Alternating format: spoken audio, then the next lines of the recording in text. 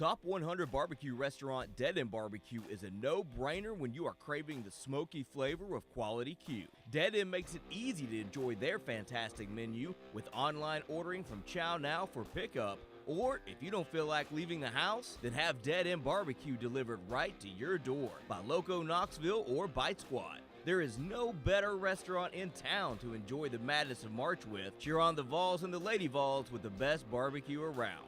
Check them out online at deadendbbq.com. Dead End Barbecue. The search is over. Deep down the middle's got his man, and he's gone. Jason Swain, touchdown.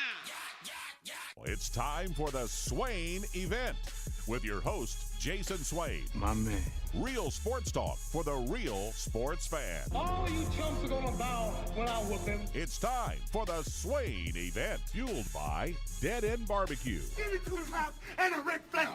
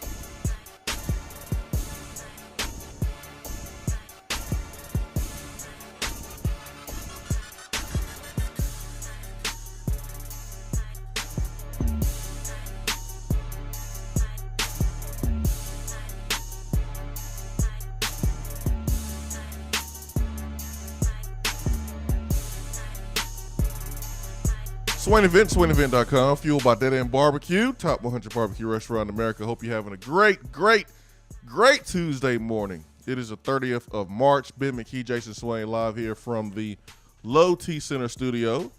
Our telephone number is 865-255-03, Iris Networks hotline. Download the free Swain Event app for Apple and Android devices. Stream us right there in your living room, on your phone, on your computer. Check us out. Our video broadcast, YouTube, also Facebook Live. Ben, good morning, sir. Good morning, Jason Swain. How are you? I'm good, man. Me and my allergies fighting this morning. I could tell when I walked in, and my immediate thought is, what is happening in this world to make it to the fact that you are battling allergies and I am not? Man, I've taken Now my day is coming. Oh yeah, it's coming. Man, but for 2 straight days, man, I've been in the yard. That'll do it. 2 straight days, I've been preparing for the garden, baby. I've been moving, raised gardens. I broke down 2 gardens, rebuilt them, straightened out the backyard, getting ready for the Swain Garden 2021 edition. I said I wasn't gonna do it, man. I said I don't feel like doing, man. I don't feel like messing with no garden. But the weather started getting nice. You know what, man? You're addicted. I don't know about all that, but it's no sense having these gardens if you're not going to do anything with it. These raised beds if you're not going to do anything with them. So you became addicted last year, I thought. Man, we planted a lot. Granted, there was nothing else to do because that was right when quarantine and COVID hit. Nothing else to do. But last year was the first year. Learned a lot. Planted way too many cucumbers. Way too many. So gonna dial that back. Had a lot of tomatoes. So the design of the bed changed. So had to move a lot of dirt, soil to another bed, and now I'm dealing with these little bugs, man. So I get rid of those. But man, getting the garden ready. So I've been in the yard, man, for 2 straight days. All day Sunday, a lot of the day yesterday, and I've taken some allergy medicine. I've taken all that, Vol Nation. There are instances in which allergy medicine does not help at all. I'm gonna hit the nasal spray during the break, though. I forgot about that. That's a good point there, Vol Nation. You and I just need to go get shots together. We can even hold each other's hands and make sure we each get a fun Superman Band-Aid. I don't think my allergy's not that bad. Yeah, Yours is you're that right. bad. I did not sneeze during the show yesterday, and you did. That's right. And right now, I'm feeling pretty good. Typically, they hit me about 7:05, 7:10 for the first hour. Right now, I'm good. But my time is coming, and I'm kind of surprised that I'm not sniffling right now because I went and hit golf balls at the driving range yesterday. I was outside doing something around a lot of grass. Did you hit them straight? Some of them.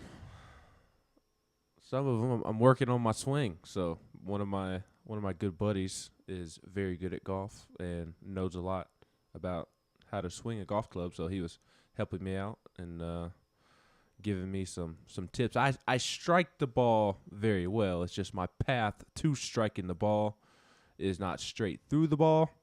Therefore, I have a major slice. So if I can just eliminate or correct my path to the ball, I'm going to be glorious. Because I hit some drivers when I did hit it straight. Woo! I look like Bryson DeChambeau out there. Did your friend tell you that it's all in the hips? No, he did not tell me it's all in the hips. Well, why? I mean, what kind of advice is that? That is true. He did not give me the Jason Swain "it's all in the hips" advice.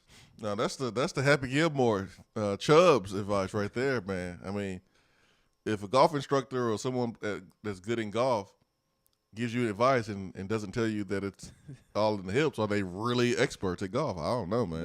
That is a good question. I don't know, man. Maybe I don't think he's qualified maybe to I give need you advice. to reevaluate and consider using somebody else. I don't think he's qualified. Nope. Terrible advice, man. What kind of development is that? What kind of coaching is that, man? That was terrible. Terrible advice. I don't know if he's even your friend if he doesn't tell you it's all in the hips. That's the number one thing. That is true. It's the most important piece of advice. 865-255-03. Oh, Houston Cougars.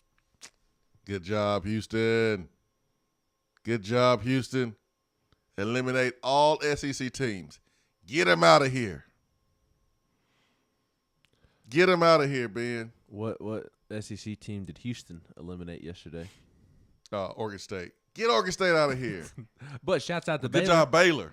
Good job, Joanne Gaines. Good job. Get them out of here. Get Houston in. Get Arkansas out of here. Chip and Joanne, I've always loved those two great shows, and they're big-time Baylor fans. Go Bears. Get Arkansas out of here. And good job, Houston. Get Oregon State out of here. Petty, get them out of here. Do you know what time Alabama plays tonight in the Elite Eight for a chance to go to the Final Four? Do you happen to know what time Alabama plays tonight? All right, same time Tennessee play. Come on, sit next to us on the couch. Misery love company. I got plenty of room for you, Alabama. Ooh, I had to navigate some drama in the fantasy baseball group chat because Alabama buddies. Yeah, but there's 14 people in our fantasy baseball league, and there's 2 or 3 Bammers, and then there's a handful of Vols, and one of my buddies, who is a Tennessee fan, graduated from Tennessee, changed his name in the group me to Herb Jones's free throws. Ooh. So that sparked some drama there. Somebody got emotional. Yeah. One too pretty. Ready to throw some hands? Well, thankfully they actually texted me separately. Oh, so they text you personally from the group chat. Yeah, they saw that the name change took place, and then the Bammer texted me. This is like drama from Housewives of Atlanta or something. It is. But you have to remember, Alabama fans are going through the same exact pain that Tennessee fans went through when Admiral and Grant lost in the Sweet 16 to Purdue. It is very similar in terms of how the game played out. We talked about that last night, going to overtime after a crazy finish, had some unfortunate calls go against them. Tennessee, Alabama, both were the better teams. And aside from the game playing out the same way and it being the Sweet 16 and probably the team should have gone further when you looked at its overall ability, I think Alabama was one of the best 10 teams in America, and they didn't make it to the Elite Eight. Same with Tennessee that year. But that Tennessee team, remember the day after you and Brad doing the show, because I was in Louisville, and how painful it was to talk about that loss, even tough. for like the next week. But why was it so tough? Not necessarily because Tennessee lost the basketball game. It was because we became attached to the characters on that basketball team, and that loss signaled the end of the Grant Williams era, of the Admiral Schofield, Kyle Alexander. That era was over. And even though Lamonte Turner and Jordan Bowden and Fulkerson were coming back, I mean, that era was over. And we became attached to that basketball team because we loved all the characters and personalities and whatnot. And that was kind of the same way for Alabama this year, one of the greatest Alabama basketball teams in school history. And from Alabama's perspective, they had those same type of characters on their team, the Herb Jones, the John Petties. They had the freshmen. So that's why Alabama fans are all up in their feelings this week. Very similar to what Tennessee went through when Tennessee lost to Purdue in the Sweet 16. Wait a minute. I'm fascinated by this group chat drama. Yeah. Why that people in the group chat had to text you individually? I Could guess put it in the chat. I guess because I'm such a great friend. You're an instigator, Ben. I did not instigate anything in But this you situation. are an instigator. Oh, we have documentation. Yes, I am an instigator. I like to spark drama. I do. I'm not ashamed to admit it, unlike you. But this time I did not instigate. If I did instigate, it's that I created a fantasy baseball league and I put Bammers and Vols in the same group. If I instigated, that's how I did it this time. So the two people that text you, they were the ones that was beefing against each other? Well, the one guy that changed his name to Herb Jones's free throws, he did not text me. Well, he texted me the night before and after the loss and was like, I'm about to put something in the group message. And I said, no, not after the loss. You said yes. No, you said do it. No, You because said I knew what the reaction would be of my Bama buddies if he did, and it would not have been good. So do it. My guy Stackles decided to just stick with changing his message, changing his name in the group. He texted me and said, Bama fans in the chat, I'm going to get them going. I said, no, don't do that. They get too emotional. He said, only because you said so. And then He did it anyways? well, he never said anything. He just changed his name to Herb Jones's free throws. Yes. in the group chat. And then my Bama buddy obviously saw it because in GroupMe, it alerts you when people change their names in the group. Yes. And he said, what did he say? He said, my Bama buddy texted me and said, I was going to ask Alex if he was aware of the term rent-free, but still too early for me. If I still wasn't stinging from it, I would say something, but not right now. Drama. I like it. I like it. Which, if we're being honest, here's my stance on it. It's a great name, great group chat name. It is a great dig at Alabama. But Tennessee fans have no room to talk to Alabama basketball fans right now. No, but still. No. They beat us twice. No room to talk, but still. They won the SEC tournament. They won the SEC regular season tournament championship outright. You're right. Misery loves company, though. And they made it as far as Tennessee ever has. Hey, misery loves company, man. You beat us, but we don't want to see you advance and reach your goals. That is true, but the Bammers will not just stick to basketball. They will immediately bring up the football because they know that's what cuts deep. No, that's when you got to pretend like you got a phone call. All right, I got to take this. I got to take it. Sorry. That's when you got to pretend like somebody calling you. Somebody texted you. You got to pretend like you're busy. You doing something else, man, when they start talking about football. Well, you know. Football, what's that? You talking about soccer? You know, Brad Matthews is also an instigator himself. Like, all three of us are instigators, if we're being honest. If we honestly need to change the show name to the Instigators Event. That might be what we need to do, or put a claim underneath the title that says we like to instigate. And, of course, Brad is in this fantasy baseball league, and Brad's in there. He didn't jump in on this fun, but Brad's always in the group chat hyping everybody up and trying to get people going, playing the role of instigator as well. We just like a little drama, that's all. Espresso Vol, woke up this morning. Are we still a baseball school or what? You're daggone right we are. And we're going to sweep Alabama. We're a football school that's good at baseball. We're a football school that's not good at football, so we're focusing on baseball. That's just the truth, guys. Y'all do know this, right? We are a football school that love being distracted by baseball right now. That's what we are. We're a football school that was distracted by basketball 2 years ago and recently because of their success, more success than football. That's what we are. That's what we are. We're searching for happiness. We're searching for success. Swain Event, fueled by Dead End Barbecue.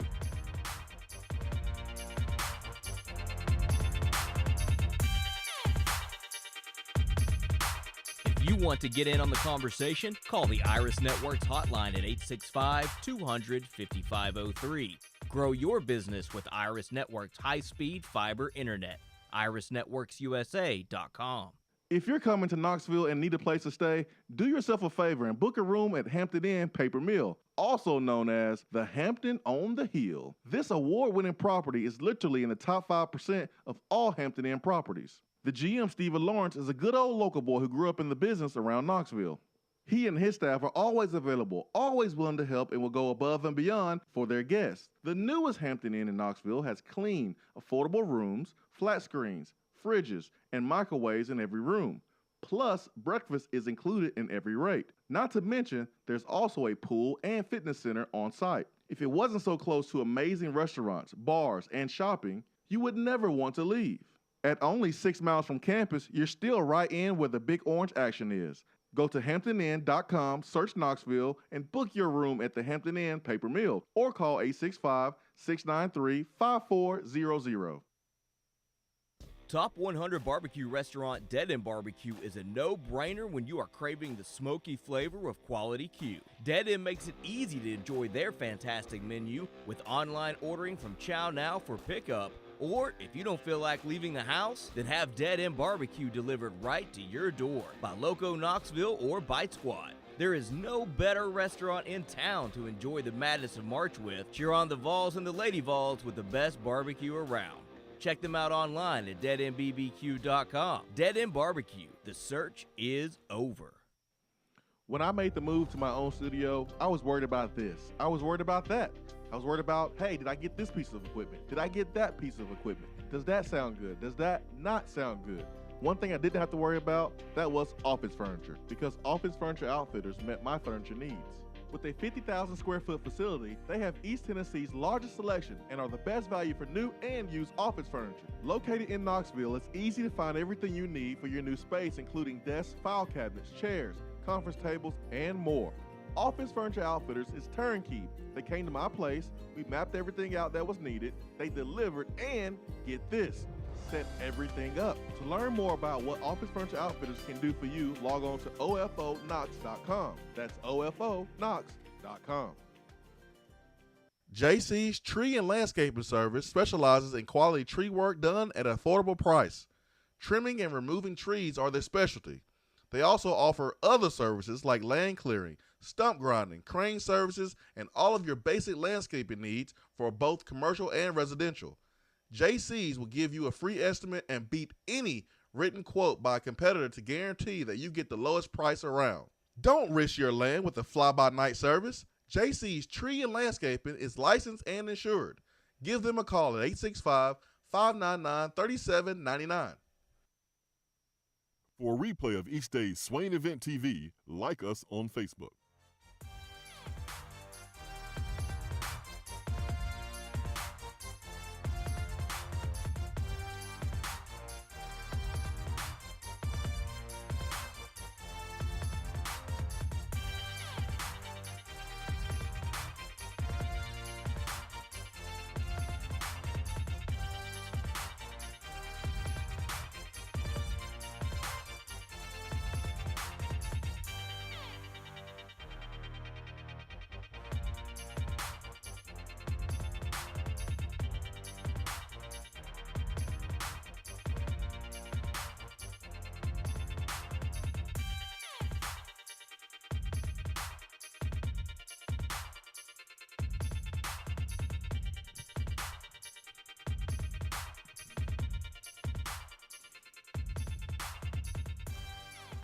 Swain Event fueled by Dead End Barbecue. Hour one is brought to you by Hiller Plumbing, Heating, Cooling, and Electrical.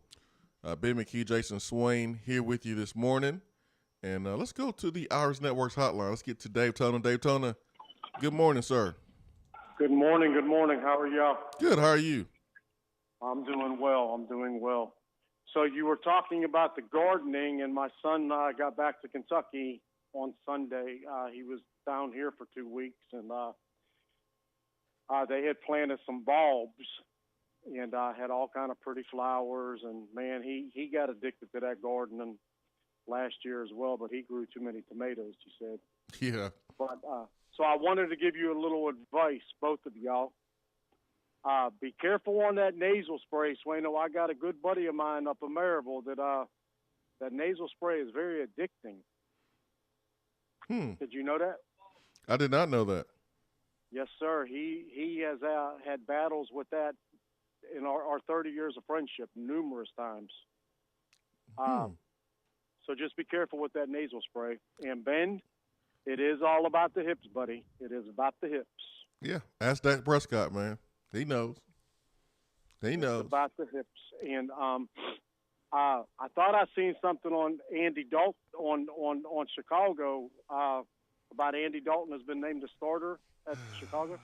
Yeah, just the Bears. They said that he's QB1, which he is right now. And what's your point? What's your point, Daytona? Well, I mean, you just got rid of one guy that I thought's better than him. Just let him leave for nothing. Mitchell Trubisky. So Trubisky's better than Andy Dalton? Okay, got you. Well, yeah. Okay. I mean, I thought we had this conversation. I would actually even take, I told you, Mason Rudolph, which I can't stand Mason Rudolph. I'd take him over Dalton. But I just wanted to brighten up your day. Talk about the garden a little bit, give you a little advice on the nose stuff, and tell Ben you're giving him good advice on the hips, and just, brighten your day, let you know, hey, you guys got a bona fide number one starter. Yeah, man, sound like you need some nasal spray too. Dude, our pollen down here is horrible. Horrible. It's horrible. I'm good now, man. I wash like 3-4 times a day. I'm good. See, I mean, not during a the day break, a week. During the break, man, I'm good to go. I'm good. Good. All right. Well, hey, appreciate you guys. Quit instigating so much. Don't make this an instigating show. I mean, oh, please, you instigate just as much as we do. Who does? You just instigated in the midst of your phone call by bringing up Andy Dalton when we had the conversation last week. You're just trying to get Swain into a stir. Ben, you better watch your accusations, young man. Oh, Dave Toner. ATL VFL says, what position group do you think the team needs to address first in the portal, referring to the transfer portal? And he asks, she or he as inside linebacker. I think it's linebacker. I think it's kicker, and they've already addressed that. No, I'm kidding. It's definitely linebacker to me, especially if Henry To'o and Quavaris Crouch do not return, which I'm not holding my breath at this point.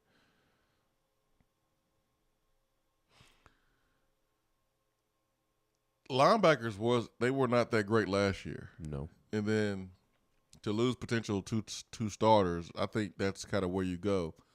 If you can somehow add a pass rusher, I think that would be very, very important too. That's what Tennessee was missing last year. In a huge, huge way. Well, that was my next question for you is obviously Tennessee needs help at inside linebacker, and unfortunately Tennessee doesn't have 15 spots to where it can allocate a spot to an inside linebacker, an outside linebacker, a corner, a safety, a defensive end, a receiver, a running back, a quarterback. It's just not in that situation, unfortunately, because the rules do not allow for that to take place. Are you comfortable with – I know you're not comfortable, but for the sake of this question, we'll use the word comfortable with potentially taking that next step at outside linebacker with Tyler Barron, Morvin Joseph, Roman Harrison, Byron Young, the junior college signee. Are you willing to ride with those crop of players? And then who knows what happens with a guy like Bryson Eason? Do they keep him outside, inside?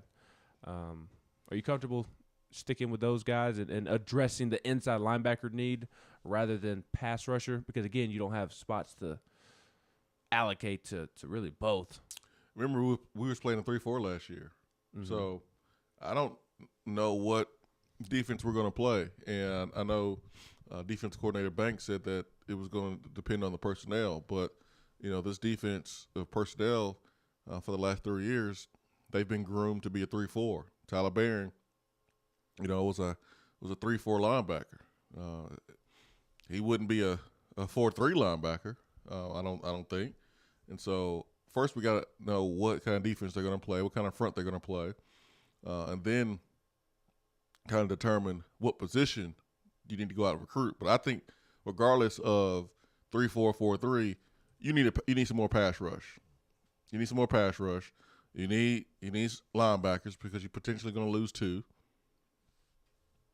And then you need a corner. So I would go – I really want to go pass rusher number 1, but I'm going to go linebacker, pass rusher, cover corner. Those are my top 3 positions of need and kind of what we need to address in the portal if we can. And then offensively,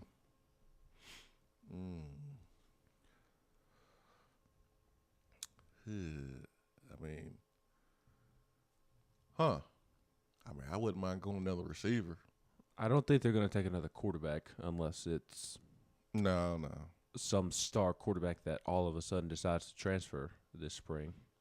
No, a JT Daniels type of situation with Jamie Newman.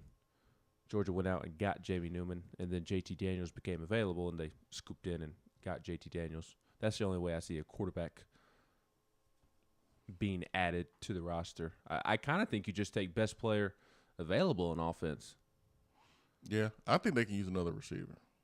I do too. I don't think we're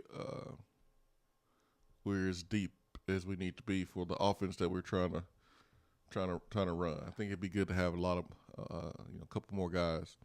I think this spring will definitely help determine whether or not they feel they can ride with those young guys at receiver. Obviously, you have Valus, and then you have Jalen Hyatt. That's 2, and then does Jimmy Callaway truly emerge? Does Anderson Kobe Walker Merrill, Jimmy Holiday, Malachi Wyman, does that crop, do they make you feel comfortable leaving spring to rely on them in the fall? If the answer is yes, then you probably use that spot elsewhere. If the answer is no, then obviously you try and go get a receiver. Yeah. Matthew says, does Eric Gilbert still exist? Yeah, he does. I told y'all about how I felt about Eric Gilbert, man. It's just, it's just a lot to deal with. He's actually back at LSU. That took place over the weekend. Decommitted from Florida and back at LSU. Remember when everybody wanted him, and listen, he's a great talent. And when he when he transferred from LSU, people connected the dots with him and Harrison Bailey. And then when he decommitted from Florida, that started again. And I was just like, lot to deal with there. A lot of off the field stuff to deal with, and I don't know if that's something that Heupel wants to handle or deal with while he's trying to build a culture and trying to make sure that everybody is on the same playing field, so to speak. I don't know, man. That would be a huge distraction. But if it's worth, if the distraction is worth the production you're gonna get on the football field, you may want to do it. But there's a lot going on there, Eric Gilbert. A lot. Yes, and let me clarify my back at LSU statement. Mike Farrell of Rivals reported over the weekend that he was back in Baton Rouge. Gilbert was back in Baton Rouge, so that doesn't necessarily mean he's back at LSU for good. And there was never a reason provided as to why Eric Gilbert was back in Baton Rouge over the weekend. So I guess we'll see what happens from there. Coach O's got a lot of issues going on at the moment, so I don't know if adding Eric Gilbert to the fray is necessarily the best for him. LSU invested a lot in Eric Gilbert. Yes, maybe LSU should consult Tony Vitello, since Tony Vitello is their daddy. Yeah, well, maybe. I know Tony deals with baseball, but a good father is very versatile and can handle many different situations. So maybe LSU should consult Tony Vitello and ask for his opinion on the matter. ATL VFL says, how did Keaton look the other day? Tillman may make a jump this year. I want to see more from Ramel Keaton. I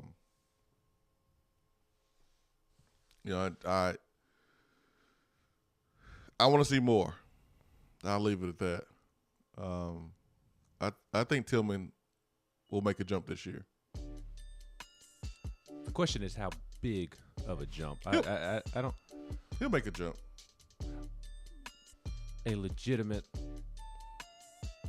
trio of SEC receivers, and I when I say that, I'm thinking of like receivers that we've seen at LSU, Alabama, Florida, Georgia, like back when you were playing like that. That is the SEC level that I'm looking for, and I don't know that Cedric Tillman's ever going to reach that point. I like Cedric. He's not. So he's not going to reach that point. That's not who he is, but he'll make a jump. I mean, he's really good. 50-50 balls. We saw that in I think it was the Texas A&M game, one of those games. Yeah, made a great catch. Later in the season, and it was a highlight reel diving touchdown catch featured on SportsCenter Top 10 Plays, according to the UT Sports bio. And he just didn't do much early on. Remember, he was going to have to walk on at a place like USC, and he was a late take here at Tennessee, and he's developed into a player that heading into his junior season, I think he can be counted on a little bit more, and I think he's going to make a jump. I think he's going to catch more passes. I think he's going to have more yards. That doesn't mean that he's going to be one of the top receivers in the SEC or be part of some type of trio, big-time trio. But He's gonna make a jump. He's gonna make a jump. He made some nice plays out there on Saturday when I saw practice. I guess my point in saying what I said is that I think people hear such and such is going to take a jump, and then all of a sudden expectations are going to be through the roof for that individual. I don't know about. I mean, just make a jump. A jump is do more than he did last year, and he's going to do that because not a lot of receivers did anything last year, to be honest. So yeah, he'll make a jump. 865-255-03. Be right back.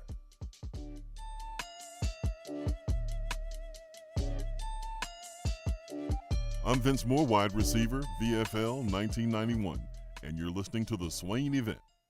Out-of-town law firms have been swarming into East Tennessee lately. Firms from Memphis, Chattanooga, and Birmingham have stormed into the area. Wouldn't you rather do business with a local law firm?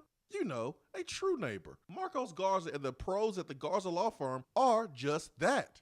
They are our neighbors and friends that support local causes year-round. The Garza Law Firm works to serve you professionally on criminal matters, injuries and accident matters, and Social Security and disability filings. The Garza Law Firm is here for you at GarzaLaw.com. The Garza Law Firm. Let us help. Top 100 Barbecue restaurant Dead End Barbecue is a no-brainer when you are craving the smoky flavor of quality Q. Dead End makes it easy to enjoy their fantastic menu with online ordering from Chow Now for pickup. Or if you don't feel like leaving the house, then have Dead End Barbecue delivered right to your door by Loco Knoxville or Bite Squad. There is no better restaurant in town to enjoy the madness of March with. Cheer on the Vols and the Lady Vols with the best barbecue around. Check them out online at deadendbbq.com. Dead End Barbecue. The search is over.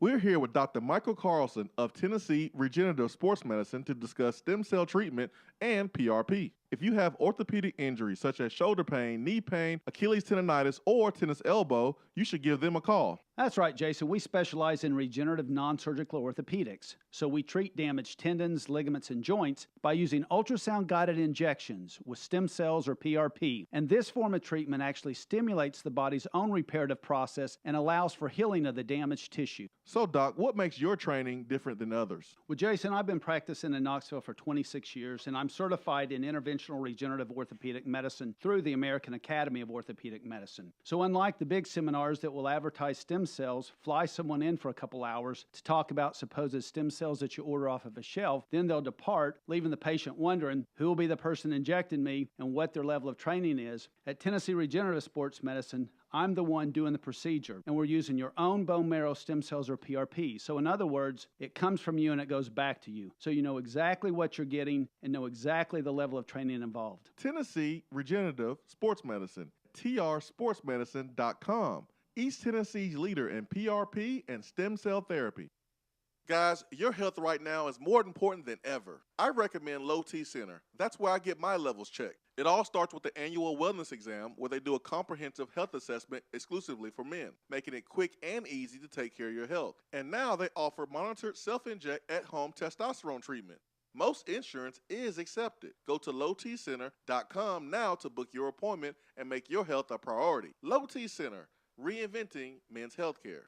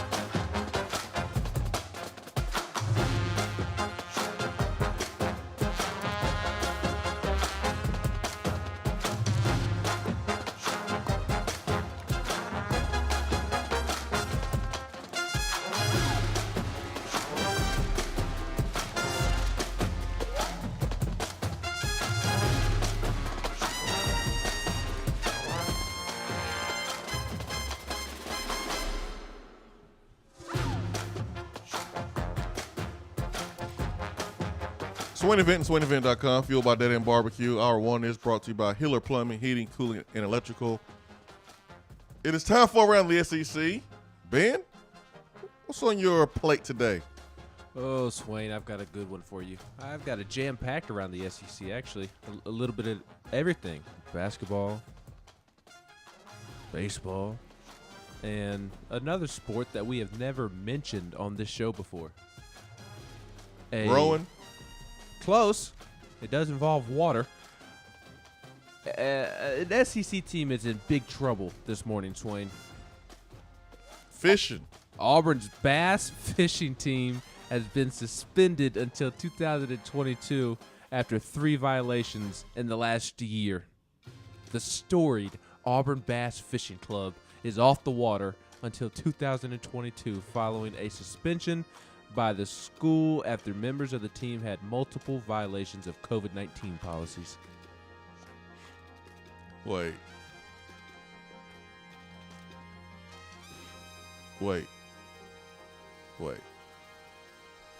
So this is over COVID policies? Yes. And it was first reported by Wired to Fish.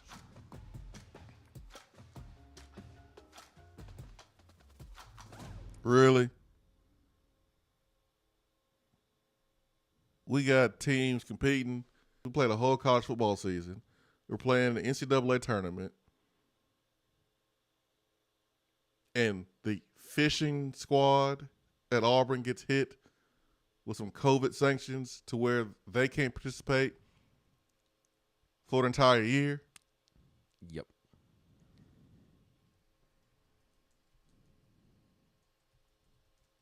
Who's the governing body? It's not the NCAA, is it? I don't know. Is it the NCAA? Who's the governing body of the fishing team? I don't know. Or the fishing club? This may be like a club thing, so it may be a school thing. I don't know. This is silly. It is. I thought it was funny Silly. when I pulled up Saturday Down South this morning, and it says Auburn Bass Fishing Team suspended. It just means more, baby. It just means more. On a more serious note. So nothing gonna happen to Bruce Pearl. Nothing's gonna happen to Will Wade. Nothing's gonna happen to Bill Self. Tennessee's gonna get some sanctions or whatever. So let's just slam the fishing team, the fishing club at Auburn. I guess so. I wanted to mention Baseball America's top 25 rankings because Tennessee is ranked number 10. And it is the first time Tennessee has been ranked inside of the top 10 of Baseball America's rankings since 2006. Let's go. So the first time since your senior season, Swain, Tennessee baseball is in the top 10 of Baseball America's rankings. And let's go. That's when my guys J.C. and Recibia was on the squad, and Julio Bourbon was on the squad. I remember those guys, man, getting it in. Yep. Getting it in at the club, and then going to workouts early in the morning. I doubt they want you sharing that. I remember y'all getting it in. I'm snitching. I'm telling all your business. Now, those my guys right there, man. Pretty cool to see Tennessee ranked inside the top 10. D1 baseball, the rankings that I put the most stock in, had Tennessee ranked at number 9. So, all right, tell me, Ben, which publication has Tennessee ranked the highest? That's a good question. Let me check. I know there's like 18 of them in baseball. Yeah, there's 5 of them. That's practically close. 18. The coaches poll has had Tennessee the highest. Okay, where do they have us right now? Let's see. Pulling it up as we speak right now. Little Tim. This was on March 29th. Tim Twerkin. 6th. You Tim Twerkin. Tennessee is ranked 6th. Right now? In the coaches poll. All right. Is that the highest? The highest what? The highest we are ranked by anybody? Yes. Coaches poll, a.k.a. USA Today. Oh, man. Has Those guys are my 6th. favorite. You mean the site that employs Dan Wolken? Yep. They're my favorite right now. They're my favorite. There's 2 other baseball polls Dan just couldn't, boy. He couldn't keep Tennessee out of his mouth this weekend, could he? I saw it, comparing the Tennessee job to the Indiana job. Dan, of all people that should be talking about coaching search, it is you. Shh. People still got those receipts. They put them in the shoebox. Ooh, collegiate baseball has Tennessee at number 7. It was previously number 7? 27. It made 20 jumps in this poll. Right now? 7? Mm-hmm. Yes. But Who's that? Collegiate baseball newspaper. Collegiate baseball newspaper. They're way better than USA Today. Well, USA Today has us one spot higher. Oh, never mind. USA Today is the best. Let me check one They're more. awesome. Extend Dan Woken. Extend Dan. You're doing a great job, USA Today. Do not. That's where I go for all my reliable news and nuggets. You're my source for everything sports related. We got one more to check. We'll check Perfect Game. All right, what does Perfect Game have us? Perfect Game has Tennessee at number 9. Number 9? Mm-hmm. Just missed the cut. Just missed the cut. Tennessee is a consensus top 10 baseball team. So we're the highest with the USA Today. Yes, at number 6. You my favorite, USA Today. Let me subscribe. Y'all got a free trial or something? Y'all got a free trial? USA Today, y'all make people pay for information? Let me see what y'all got USA Today. Let me give me a free trial. And then set a reminder on my calendar to cancel on day 6. Am I the only person that does that? No, you're not. You don't give me free trial. Yeah, let's give them a free trial. Maybe they forget. And then we'll charge that credit card on day 8. I'm setting a reminder. Cancel. Thank you for those free 6 days, though. Always got to make sure you set the reminder. Oh, I did that. I did that a couple days ago with HBO Max. And the kids wanted to watch Tom and Jerry. Oh, we gonna watch Tom and Jerry, all right. We'll watch it. Are you going to watch Kellen Grady, the Davidson transfer, play at Kentucky next year? We won't have a choice. I know. We won't have a choice. We got to play. We got to watch them because we'll play against them. You are correct. Kellen Grady, the Davidson transfer that we talked about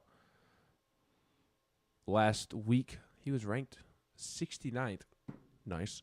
Overall, coming out of high school. I did not realize that. Former 4-star in 2017. Come on, Rick. You better have a plan, Rick Barnes. You can't let him go to Kentucky, man. Come on, Rick. Over 2,000 points at Davidson, and now he's going to Kentucky. Come on, Rick. He would have been we better have an answer. A good replacement for Jaden Springer, who officially declared for the NBA draft yesterday afternoon. Springer put out a tweet that I'm sure most people have seen. He said, "To Vol Nation, your love and support will always hold a special place in my heart. Although the season didn't end the way we all wanted it to, I'm still grateful for everything we accomplished." You didn't accomplish anything, Jaden. It was truly an honor to represent the Volunteers. I'd like to thank God for allowing me to be in this position. I mean, he accomplished a lot. He was balling. But he said we. The staff of All Nation for the privilege to play at the University of Tennessee. UT has great people, and the fans are the best in the country. Thank you to my teammates who always have my back. Thank you to my family and friends for always being there to love and support me. So Jaden Springer headed to the NBA and will be a first-round pick. I know that's been a conversation amongst Tennessee fans lately. I don't even think Jaden's a first-round pick. Those are just ignorant football fans that try to be experts in basketball. Like, I don't know Jaden gonna run a good 40 time. I don't know if his 40 is going. I don't know if he can run a 4.4. I don't know. The biggest news of the day around the SEC, this is the last thing I've got for you. Is he going to bench the same way Trey Smith? I don't know if he can bench 225.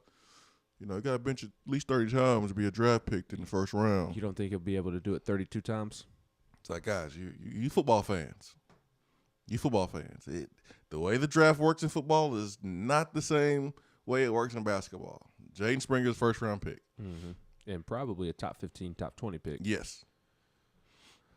Vanderbilt has committed quite a bit of money to its athletic department. Vanderbilt announced yesterday morning, just after the show concluded, that Vanderbilt has earmarked $300 million to 5 athletic facilities projects, including new football and basketball buildings. Look at you, Vanderbilt. $200 million has already been raised. $100 million will come from the university. $100 million in donations. And John Ingram, I don't know who that person is either, so don't y'all hate on me for not knowing who John Ingram is.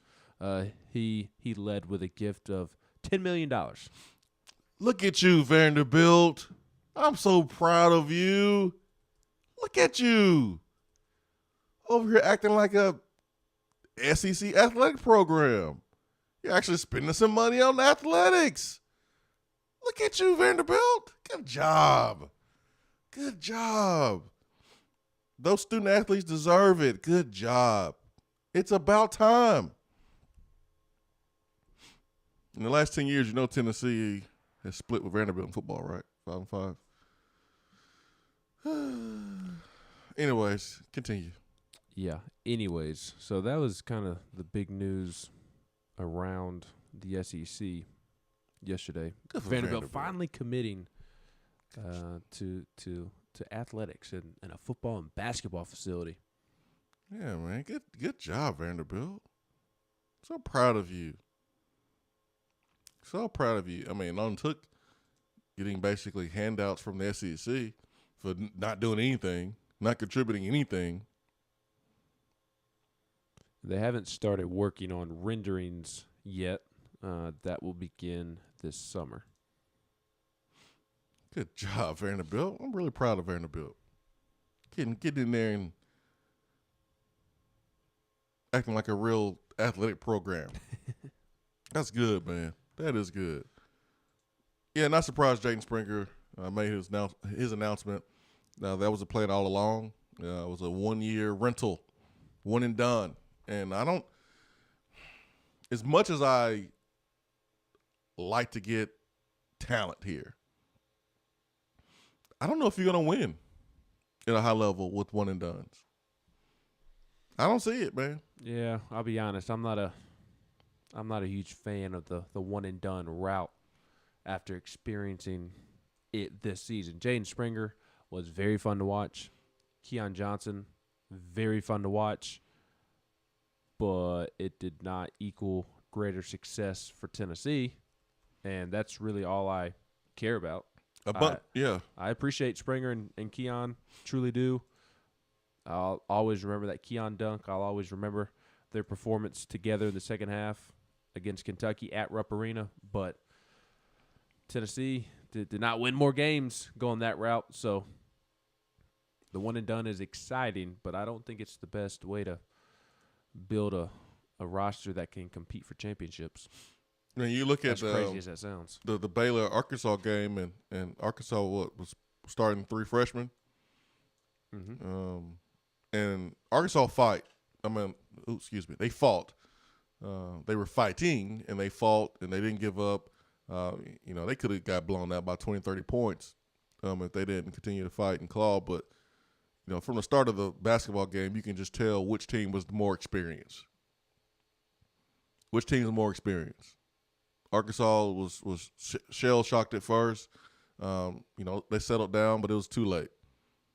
But you look at Gonzaga, you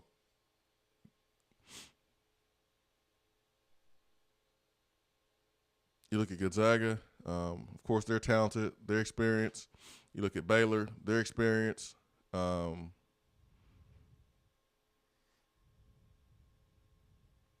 The teams, the Kentuckys, the Dukes of the world, man, those guys didn't even make the tournament. And the one of the Duke's most talented teams ever didn't even make it to the Elite Eight 2 years ago. Did they get eliminated in the Sweet 16 by? Yes. Who was that? Who they got eliminated by? I know they barely got past Taco and UCF. Yeah, they barely got past them, and I think the next game they lost. Yes. But they didn't make the Final Four. I know that. I wonder if they got eliminated in the Elite Eight or was it the Sweet 16. But I don't know if I want the one and dones, man. Now, to be fair, I don't know if I want them. I'm not trying to come off as just completely blaming Keon Johnson and Jaden Springer for the season. Rick did not compile the best roster to surround them. I don't know if I want a team full of one-and-dones that we have to depend on them. Yes. You know, I think what Gonzaga has, they have a team that is, they got some 3-year guys, some 4-year guys, and now they have, Jalen Suggs, who could be a one-and-done if he wants to be, but you're not relying on him. Tennessee had to rely on, multiple one-and-dones, and that's what I don't want. As I, kind of correct my stance there. That's what I don't want. Yes. Which, having to rely on the 5 stars, the one-and-dones, is on the head coach and the way he compiles a roster. Josiah, Santiago, Victor underperformed to the standard that we had for them before the season.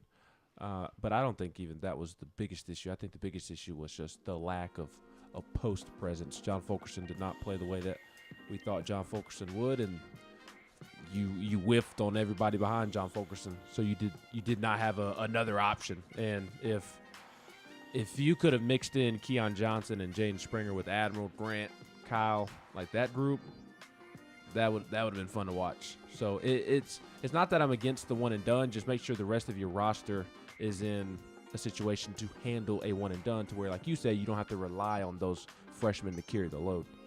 Hour 2 is coming up. Swain Event, fueled by Dead End Barbecue.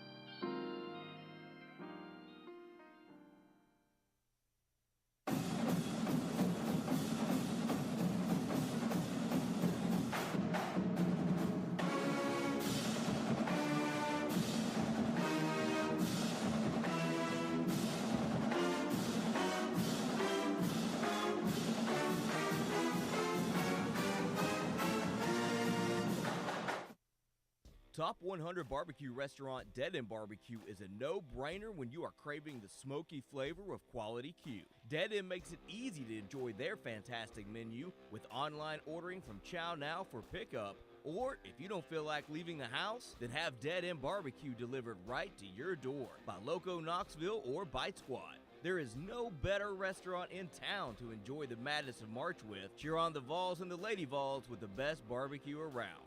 Check them out online at deadendbbq.com. Dead End Barbecue. The search is over. Is that as low as you can go? Okay, thank you. Hello, is that as low as you can go?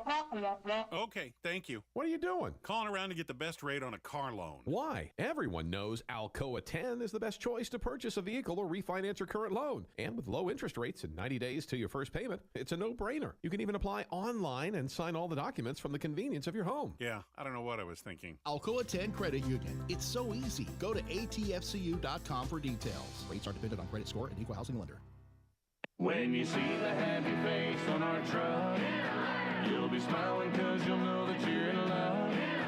At Hiller, we care about your family's comfort all year long. If you get caught without air conditioning this summer, we're offering a free service call with any repair. That's a free service call when we do the work on your HVAC system. Visit happyhiller.com to schedule your appointment today. Call the happy face truck today.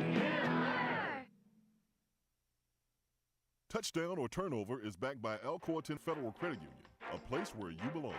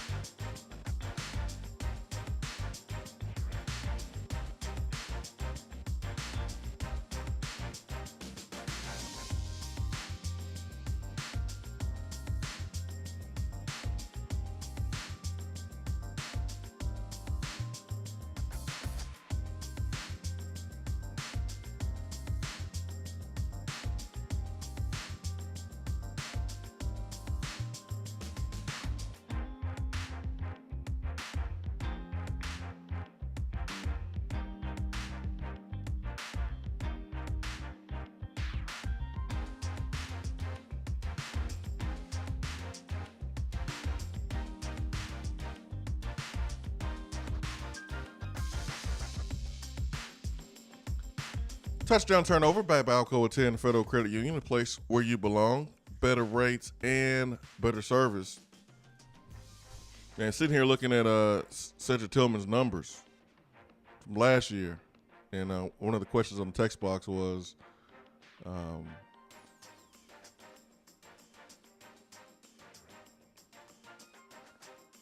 one of the comments was Tillman may make a jump this year. I don't think it's a may about it. I think he will because,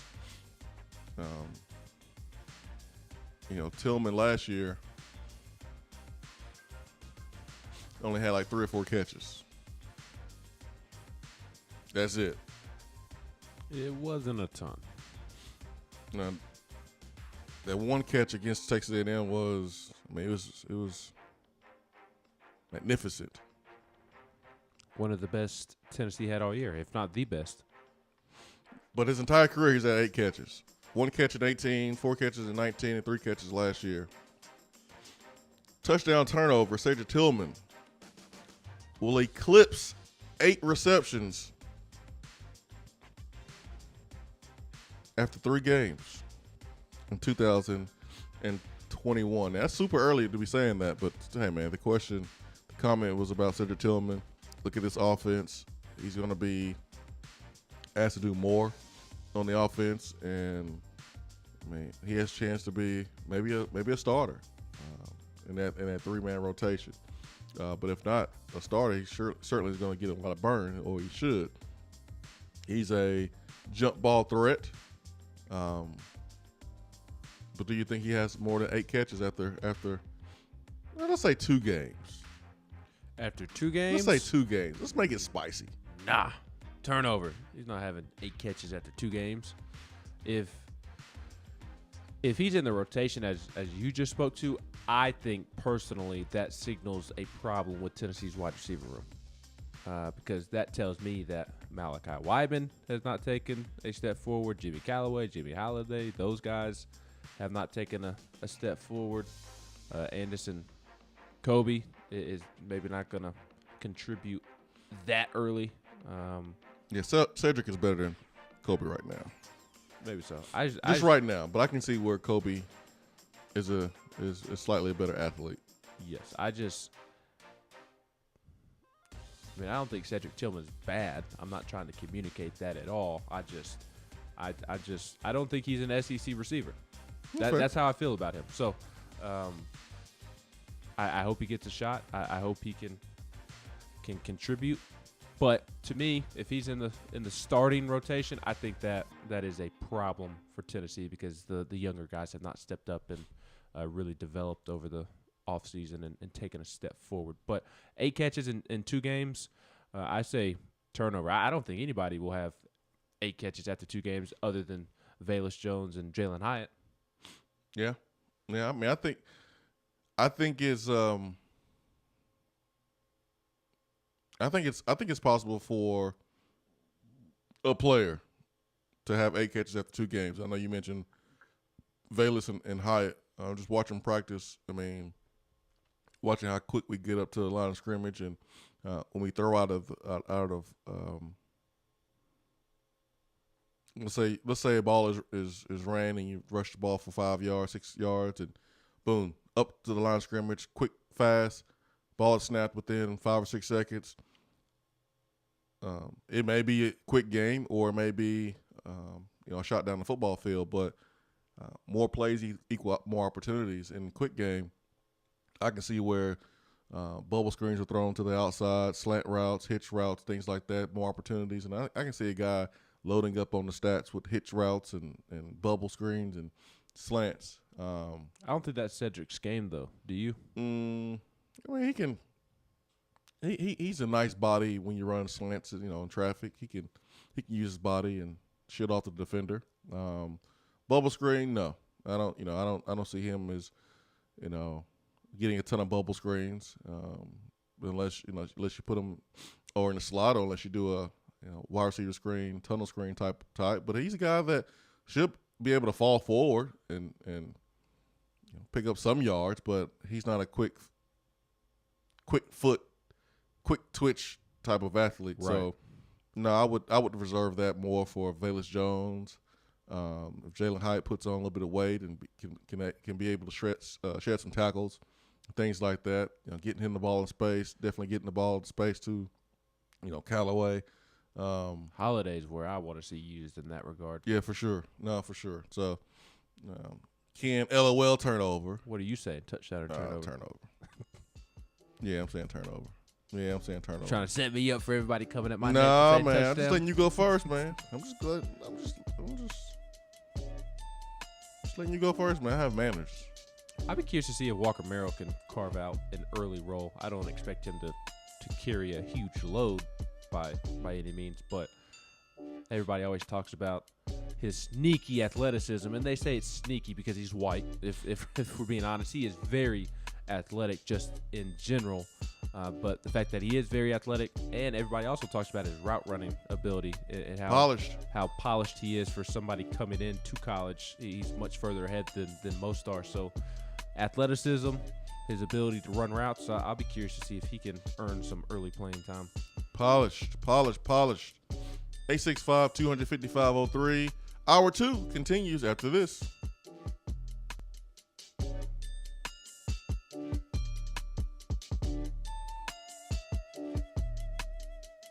While the other guys are taking guesses, the Swain Event is taking you behind the scenes and in the huddle every morning from 7 till 10 right here. Out-of-town law firms have been swarming into East Tennessee lately. Firms from Memphis, Chattanooga, and Birmingham have stormed into the area. Wouldn't you rather do business with a local law firm? A true neighbor. Marcos Garza and the pros at the Garza Law Firm are just that. They are our neighbors and friends that support local causes year-round. The Garza Law Firm works to serve you professionally on criminal matters, injuries and accident matters, and Social Security and disability filings. The Garza Law Firm is here for you at GarzaLaw.com. The Garza Law Firm. Let us help. When I made the move to my own studio, I was worried about this. I was worried about that. I was worried about, hey, did I get this piece of equipment? Did I get that piece of equipment? Does that sound good? Does that not sound good? One thing I didn't have to worry about, that was office furniture, because Office Furniture Outfitters met my furniture needs. With a 50,000 square foot facility, they have East Tennessee's largest selection and are the best value for new and used office furniture. Located in Knoxville, it's easy to find everything you need for your new space, including desks, file cabinets, chairs, conference tables, and more. Office Furniture Outfitters is turnkey. They came to my place, we mapped everything out that was needed, they delivered, and get this, set everything up. To learn more about what Office Furniture Outfitters can do for you, log on to OFOKnox.com. That's OFOKnox.com. We're here with Dr. Michael Carlson of Tennessee Regenerative Sports Medicine to discuss stem cell treatment and PRP. If you have orthopedic injuries such as shoulder pain, knee pain, Achilles tendonitis, or tennis elbow, you should give them a call. That's right, Jason. We specialize in regenerative non-surgical orthopedics. So we treat damaged tendons, ligaments, and joints by using ultrasound-guided injections with stem cells or PRP. And this form of treatment actually stimulates the body's own reparative process and allows for healing of the damaged tissue. So, Doc, what makes your training different than others? Well, Jason, I've been practicing in Knoxville for 26 years, and I'm certified in interventional regenerative orthopedic medicine through the American Academy of Orthopedic Medicine. So unlike the big seminars that will advertise stem cells, fly someone in for a couple hours to talk about supposed stem cells that you order off of a shelf, then they'll depart, leaving the patient wondering who will be the person injecting me and what their level of training is. At Tennessee Regenerative Sports Medicine, I'm the one doing the procedure, and we're using your own bone marrow stem cells or PRP. So in other words, it comes from you and it goes back to you. So you know exactly what you're getting and know exactly the level of training involved. Tennessee Regenerative Sports Medicine, trsportsmedicine.com. East Tennessee's leader in PRP and stem cell therapy. It's a new season, which means it's time to rep your team in new ways with gear from Game Time Sidekicks. Rep the Vols with every sip with a new tie-dye tumbler or bottle. They also have a new NFL Players Association product line, so you can support your favorite VFL on Sundays. Want to put your own flair on a tumbler? Game Time Sidekicks has you covered with options to add your own text or even a monogram on the back of your favorite team tumbler. To check out everything that Game Time Sidekicks has to offer, go to GameTimeSidekicks.com. Carry your team with Game Time Sidekicks. You don't have to take an L just because you can't listen to the Swain Event live. You can catch up on the podcast posted daily on the app, online, and on iTunes. More and more Tennessee businesses are switching to Iris Networks for reliable, local, high-quality, high-speed business fiber internet. Iris provides direct internet access from 10 megs to 10 gigs with no payments for 90 days. Iris also offers next-generation business phones with work-from-anywhere capability from the mobile or laptop app. With local sales, support, and service, Iris is a partner in the community. Learn more at irisnetworkusa.com or call 865-448-IRIS. Iris Networks, a Tennessee business connecting Tennessee businesses. It's a new season, which means it's time to rep your team in new ways with gear from Game Time Sidekicks. Rep the Vols with every sip with a new tie-dye tumbler or bottle. They also have a new NFL Players Association product line, so you can support your favorite VFL on Sundays. Want to put your own flair on a tumbler? Game Time Sidekicks has you covered with options to add your own text or even a monogram on the back of your favorite team tumbler. To check out everything that Game Time Sidekicks has to offer, go to GameTimeSidekicks.com. Carry your team with Game Time Sidekicks. Good morning, Swain Event family. As you already know, I'm your go-to realtor when you are considering buying, selling, or investing in East Tennessee real estate. But did you know I can help all of you listeners in other parts of the country? No matter where you're listening from, there's a good chance I have several Keller Williams real estate partners in your area. I've developed relationships with realtors I know I can trust to help you with your needs. So give me a call, Jennifer Morris, Keller Williams Realty, 865-257-7897, or email me at jennifermorris865@gmail.com. I just wanted to come by and congratulate you on the great work you've been doing. I like your style. You remind me of a young me. Failure is not an option. That boy is good. Always remind yourself, nobody built like you. You design yourself. Attaboy. Attaboy is brought to you by Made in Tennessee Business Fiber Internet from Iris Networks. Find business solutions for you at irisnetworksusa.com.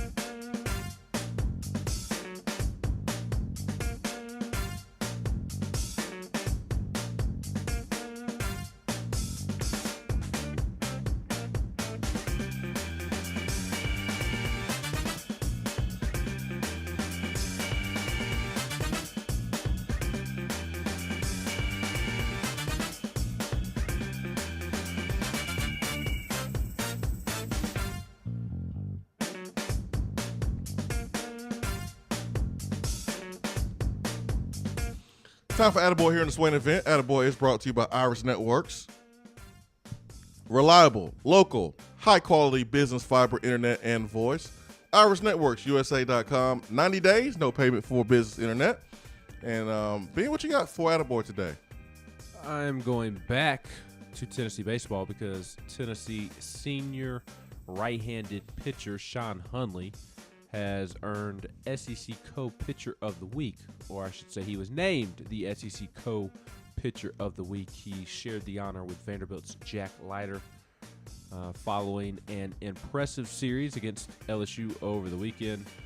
He played a hand in all three of Tennessee's victories over LSU. When I was giving Tennessee baseball an extensive attaboy yesterday, I highlighted all of the individual performances that led to Tennessee sweeping LSU, and I extensively talked about Drew Gilbert and Evan Russell, Chad Dallas, Blake Tidwell, and I mentioned Sean Hunley, but I did not mention the importance of Sean Hunley, and that cannot be understated because he does not start games. Hunley does not, but he's as important as anybody on that baseball team, and he may be the most important player on that baseball team because Tony Vitello can bring him out of the bullpen at any point, and he will get Tennessee out of just about any situation. But he picked up his second save of the season in Friday's series opener after pitching 2 shutout innings to finish out a 3-1 win.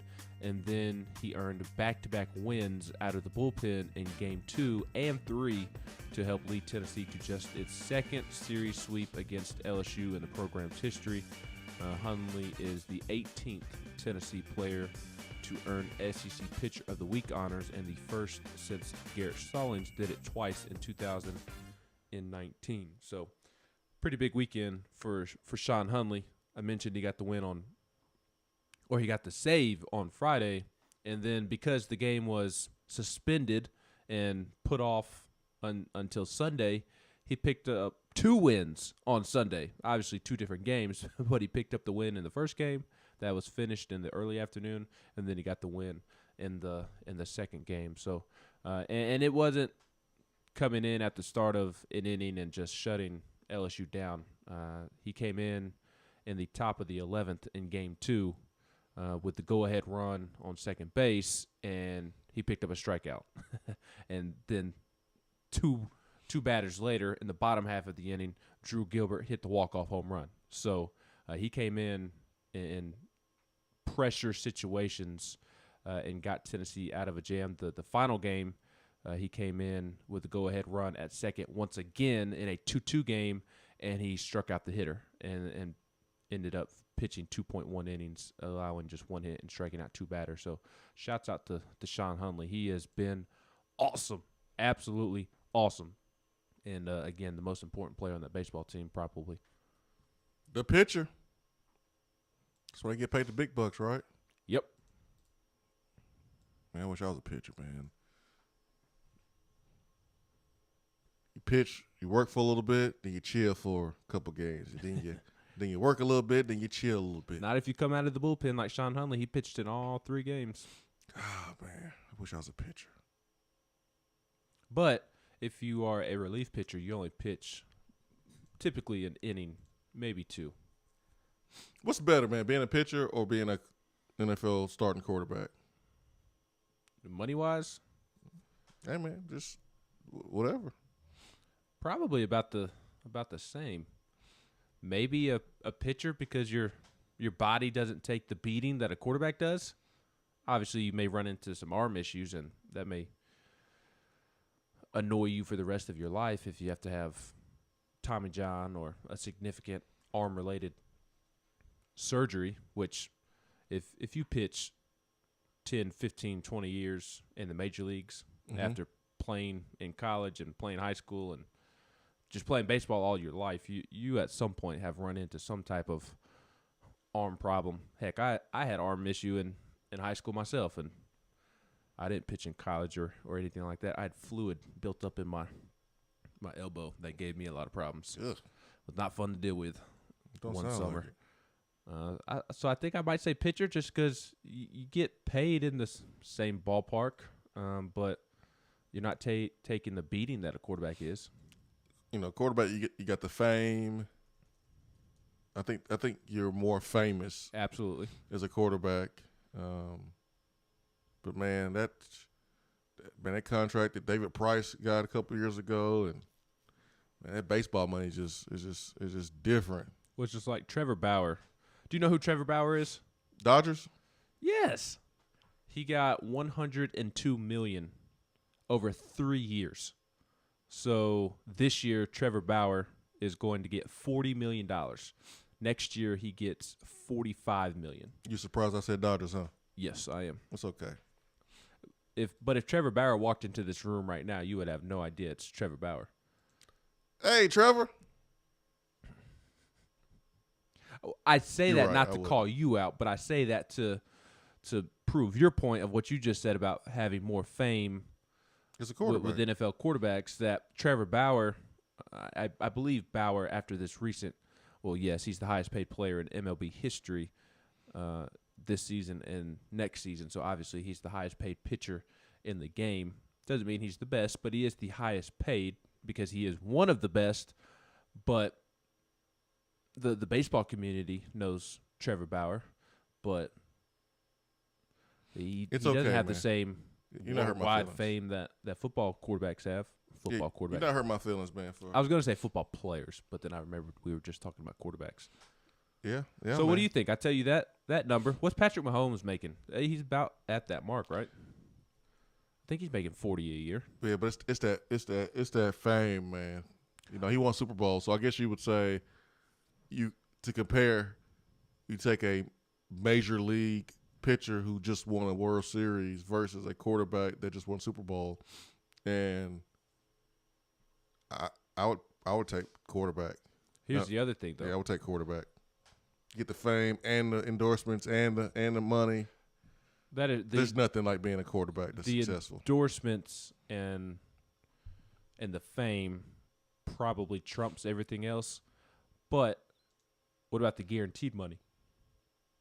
What about that aspect? Quarterbacks get paid, man. They get that guaranteed money. Especially now, Mahomes is kind of an outlier in regards to off the field money because he's got all the endorsements from. He's got the commercial with Troy Polamalu, the shampoo, Head and Shoulders. Head and Shoulders. I wonder why they ain't called me yet. Yeah, me too. Patrick Mahomes has a lot of endorsements. He's making 40-ish a year. Yeah, give me the quarterback. In 2030, when Mahomes is 35 years old, he'll make $50 million in 1 year. Worth every penny. Right now, so this upcoming season, he's going to make $22 million. His contract increases each year. He goes from 22 to 29 to 40, back down to 37, 41, 41. His contract is kind of funky. 59 in 1 year. Whoa, that's interesting. Give me the quarterback. All right, let me hit the text box up. I saw some good stuff during the break.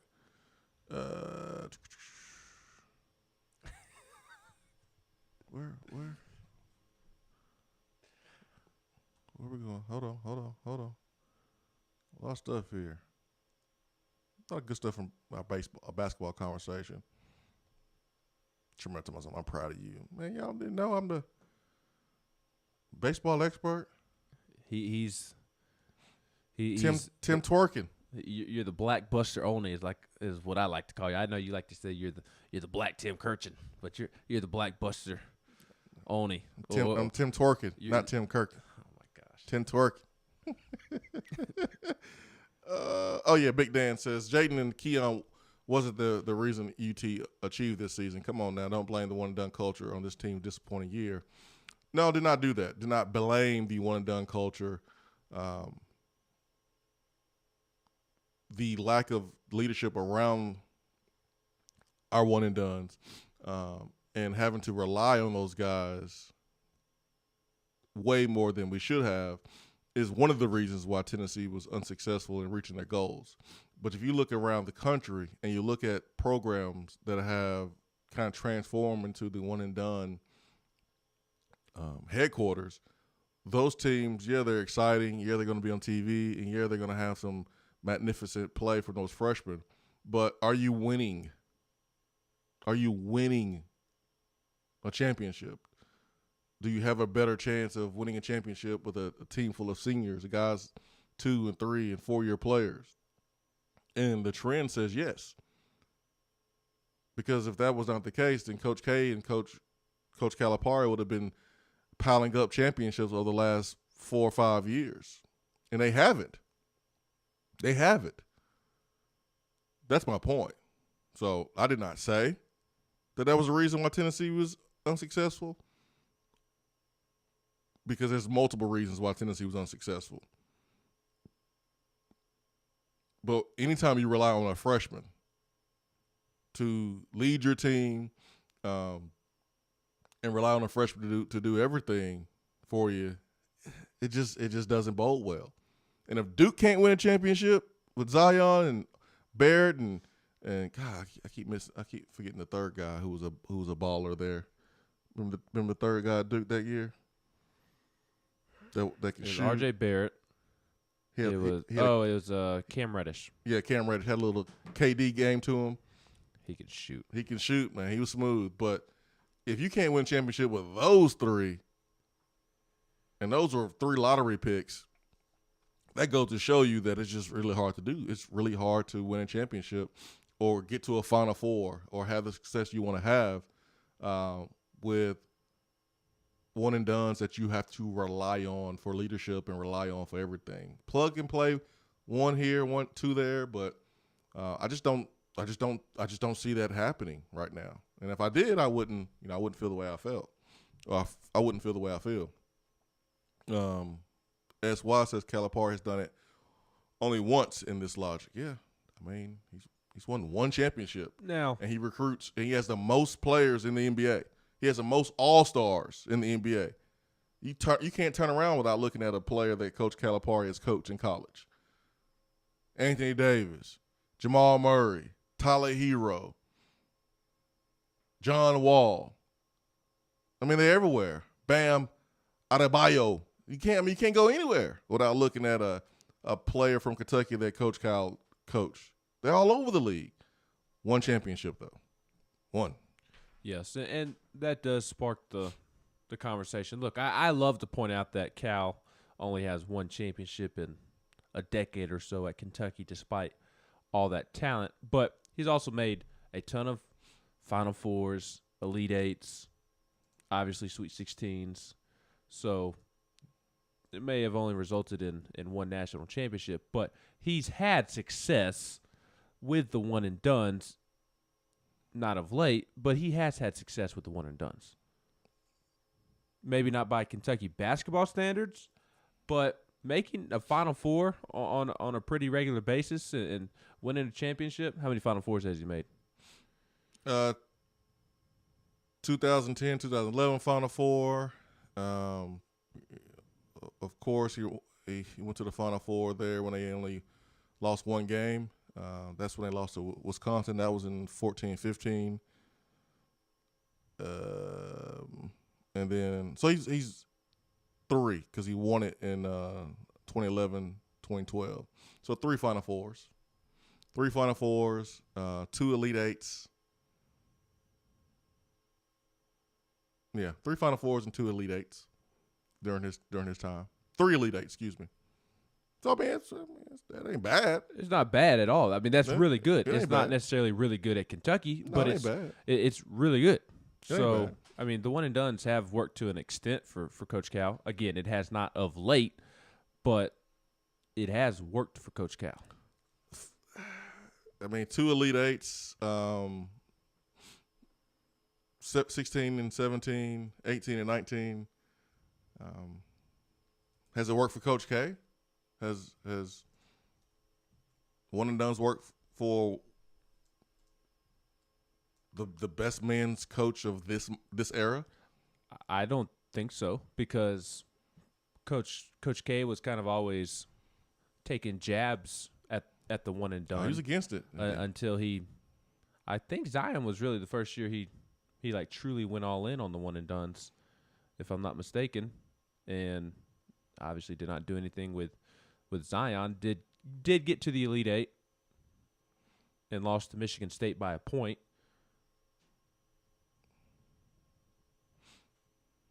Yeah, you're gonna have to always recruit that talent for sure, and you always want McDonald's All-Americans, but to rely on 2 or 3 and them lead your team, then run the show. We haven't seen that in recent history. Be a scenario where you go to the Final Four, you go to the Elite Eight, and you maximize your potential. It's just harder to find it.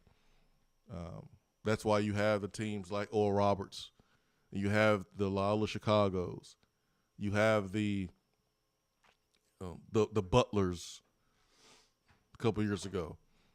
You have teams that are experienced, man, and those teams have success. Tennessee's team 2 years ago was better than this team, but this team, 3 possible, NBA players, 3 5-stars.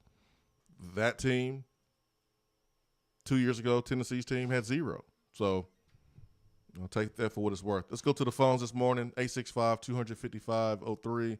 Let's get to Jackson. Jackson, good morning. Good morning. How you doing? I'm good, man. How are you? Good. I had to talk about Duke. So in 2015, Duke won with 3 freshmen as their leading scorers with Jaleel Okafor and Justice Winslow and Tyus Jones. Yeah, Tyus Jones. Yep. Yeah, they beat Wisconsin. Yep. I'm pulling it up right here, man. That was when Wisconsin had Sam Decker and Frank Kaminsky. Duke also had Grayson Allen on that team. Yeah. All the Grizzlies right now. Yeah, he was the third guy. Yep. So there it is. Yeah. And their first one and done was Kyrie. And they went to the Elite Eight. Yep. That's the year after the national championship. Did Kyrie play in that tournament? Because I remember he broke his foot and missed a good chunk of that season. He came back in the tournament. That's right. And That's right. they lost to Arizona with Derek Williams.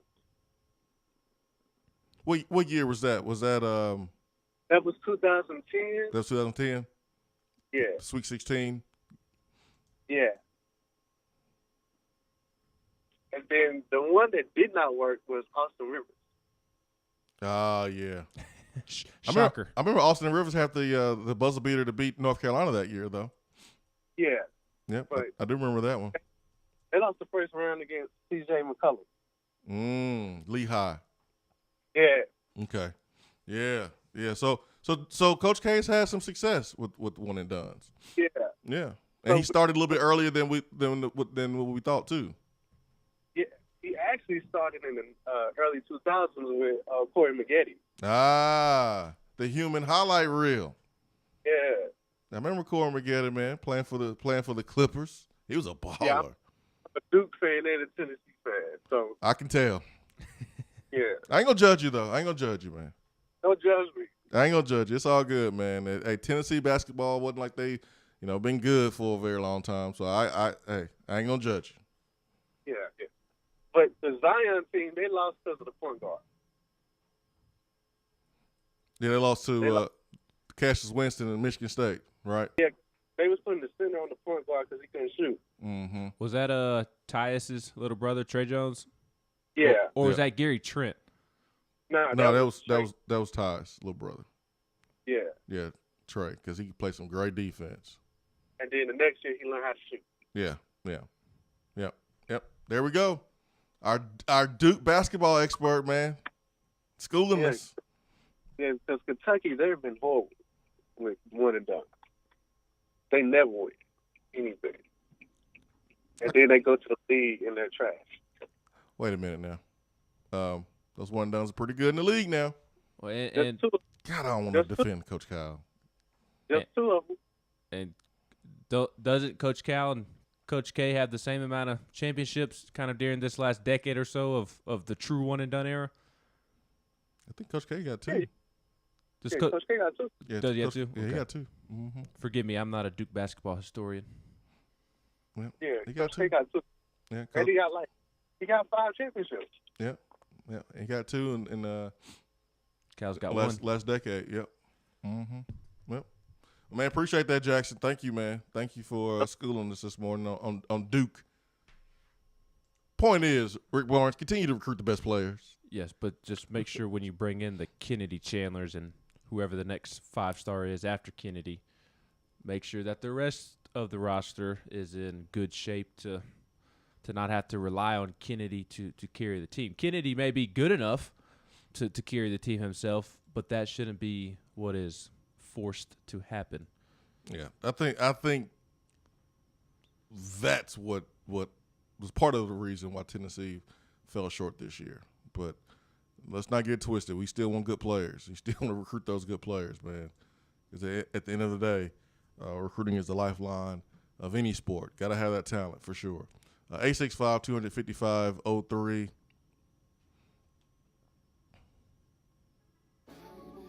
Nate the Great. Swain could endorse Mr. Clean. Oh man, I could. I'll be dancing with that broom, kind of like the latest Mr. Clean commercial. I can definitely do that. Always Vol says don't forget about quarterback privilege either. Oh yeah, definitely. Give me the quarterback privilege all day long. Yes. Over being a pitcher, major league pitcher. Yes. Forgot about the quarterback privilege. It is real. Automatically a TV gig after my playing days. Look at all the quarterbacks in TV, man. Tony Romo, Phil Simms, Drew Brees is on his way. Steve Young, Kurt Warner. You just get a path right to radio and TV, man. You play quarterback. So give me the quarterback privilege all day long. Well, there is pitcher privilege. If you look around Major League broadcasting, there's several pitchers as well. Yeah, well. John Smoltz calling a lot of postseason baseball games. I don't see John Smoltz. I don't see John Smoltz, man. You got Pedro Martinez. I don't be understanding what Pedro be talking about. That is true. That is true. What did Pedro just say? I don't know. It's interesting. Look, I have a hard time following the conversation when they get Pedro up there, Big Papi up there, a.k.a. David Ortiz, and A-Rod. I already can't stand A-Rod listening to him talk anyways. So he makes him in with Big Papi and Pedro, who I can't understand. It's a tough time for Ben. We're going to take a break before somebody say something racist. In the text box. 865-250-5503. Be right back.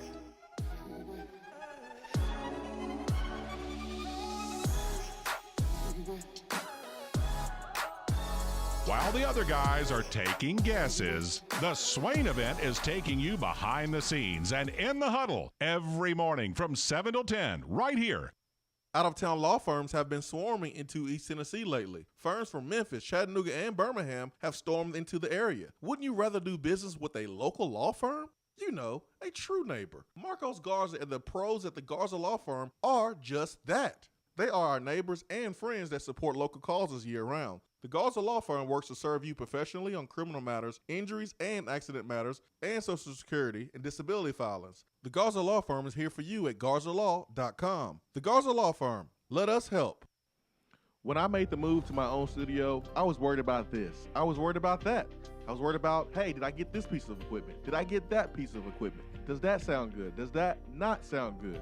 One thing I didn't have to worry about, that was office furniture, because Office Furniture Outfitters met my furniture needs. With a 50,000 square foot facility, they have East Tennessee's largest selection and are the best value for new and used office furniture. Located in Knoxville, it's easy to find everything you need for your new space, including desks, file cabinets, chairs, conference tables, and more.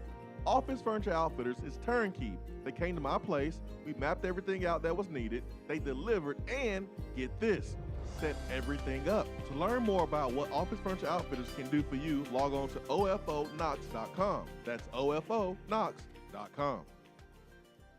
We're here with Dr. Michael Carlson of Tennessee Regenerative Sports Medicine to discuss stem cell treatment and PRP. If you have orthopedic injuries such as shoulder pain, knee pain, Achilles tendonitis, or tennis elbow, you should give them a call. That's right, Jason. We specialize in regenerative non-surgical orthopedics. So we treat damaged tendons, ligaments, and joints by using ultrasound-guided injections with stem cells or PRP. And this form of treatment actually stimulates the body's own reparative process and allows for healing of the damaged tissue. So, Doc, what makes your training different than others? Well, Jason, I've been practicing in Knoxville for 26 years, and I'm certified in interventional regenerative orthopedic medicine through the American Academy of Orthopedic Medicine. So unlike the big seminars that will advertise stem cells, fly someone in for a couple hours to talk about supposed stem cells that you order off of a shelf, then they'll depart, leaving the patient wondering who will be the person injecting me and what their level of training is. At Tennessee Regenerative Sports Medicine, I'm the one doing the procedure, and we're using your own bone marrow stem cells or PRP. So in other words, it comes from you and it goes back to you. So you know exactly what you're getting and know exactly the level of training involved. Tennessee Regenerative Sports Medicine,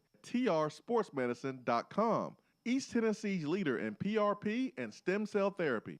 It's a new season, which means it's time to rep your team in new ways with gear from Game Time Sidekicks. Rep the Vols with every sip with a new tie-dye tumbler or bottle. They also have a new NFL Players Association product line, so you can support your favorite VFL on Sundays. Want to put your own flair on a tumbler? Game Time Sidekicks has you covered with options to add your own text or even a monogram on the back of your favorite team tumbler. To check out everything that Game Time Sidekicks has to offer, go to GameTimeSidekicks.com. Carry your team with Game Time Sidekicks.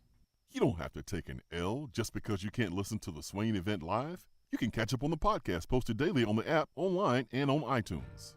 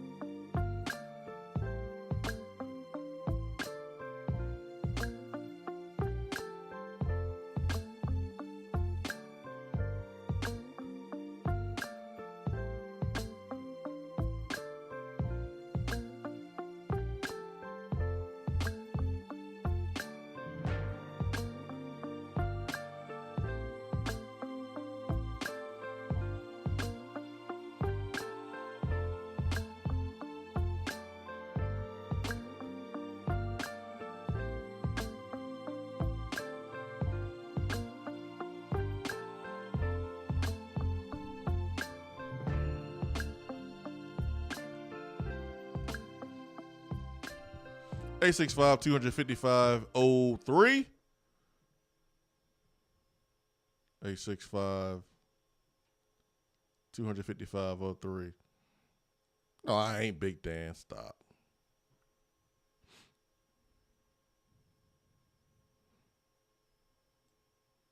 I did not do that, Big Dan.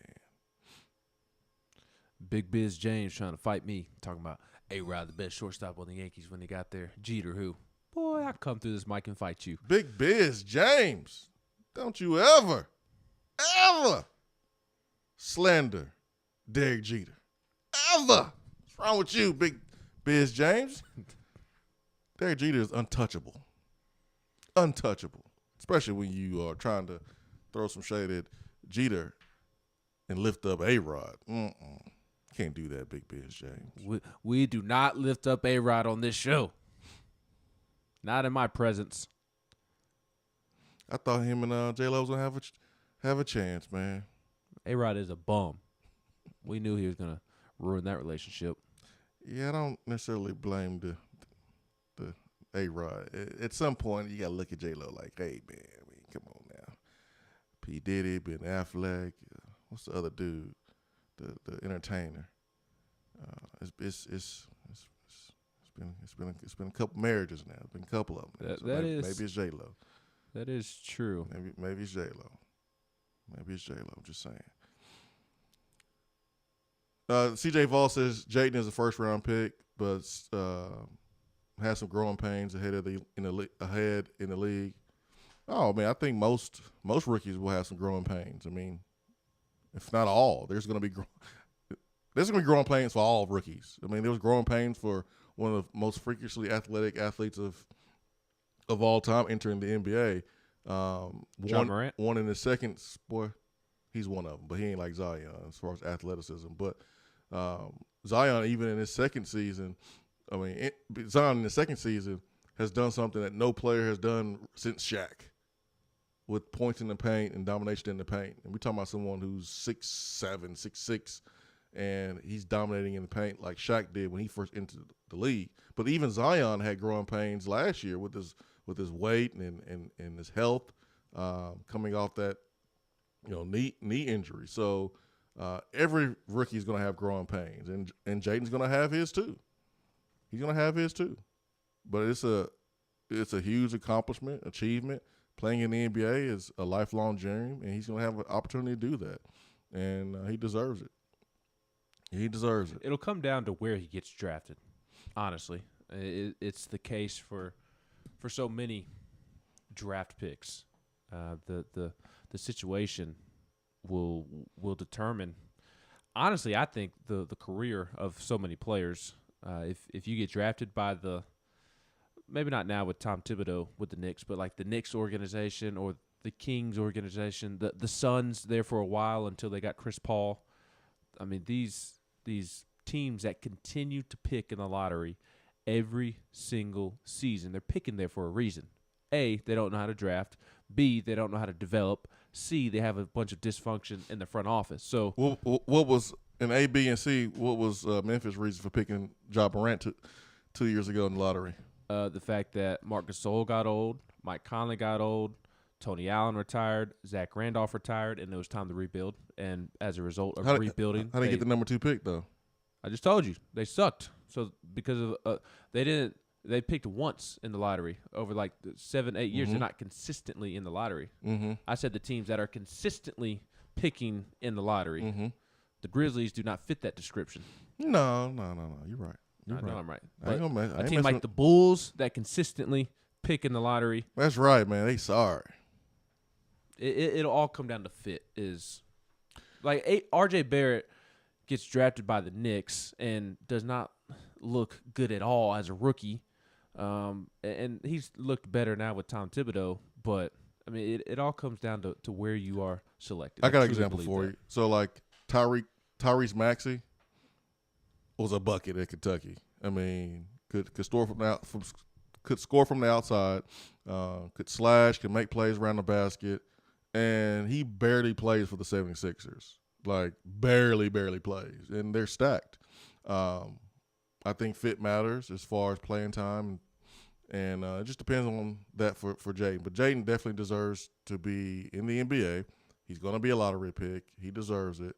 I saw Sam Facini of The Athletic, who does a little bit of everything for The Athletic in regards to basketball, a little college, a little NBA, but he does a lot of NBA draft stuff. That's his kind of main thing. And he tweeted yesterday that he has Springer as a consensus top 15 pick. He is a top 15 prospect in his eyes. And evaluators are kind of all over the board on Jaden in terms of where he should go in the first round, and that a good draft process would really go a long ways for Jaden to kind of solidify his standing within early first-round picks.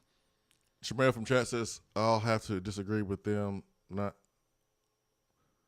Hold on there, Shamel. You must be driving and texting. We'll tell you about doing that, Shamel. Stop driving and texting, Shamel. I'll try to make out what he's saying here. Have to disagree. Same athleticism, Zion, just bigger because Ja is a freak as well, just smaller. Oh, yeah, Ja Morant is definitely a freak. But when you look at a dude who's 6'6", 280 pounds and can do the things that Zion can do with his explosiveness, his body control, I mean, the dude's a freak. Not saying that one is not and one is, but Zion, both are. But Zion just he's all I'm he's saying on is that level. I've never seen Zion jump over Kevin Love. So we're gonna argue that Ja Morant's a better athlete, bigger freak than Zion. That's what we're gonna do. Here's we're not doing this, are we? The only reason Ja is a better athlete than Zion. Ja plays for the Grizzlies. That's it. Okay. Only reason. That's what I thought. That's what I thought. I knew we weren't gonna go there, man. I knew. Webb Vol says, Swain, do you ever talk to Brett Smith? It's been a while since I talked to Brett. You know, Brett went back to Arkansas. It's been a while since I talked to really any of my teammates, man. Everybody's, you know, flowing and going. You know, everyone is going 100 miles per hour, whether it's to build their career or their families. And, man, you know, I try my best to check in with guys as much as I can, but, man, it's really tough. It really is. So it's been a while since I talked to Brett. I did text back and forth with Meacham about 2 weeks ago. I'm always checking in with Juice, but it's been a while since I talked to Brett Smith. I do know he's back in Arkansas.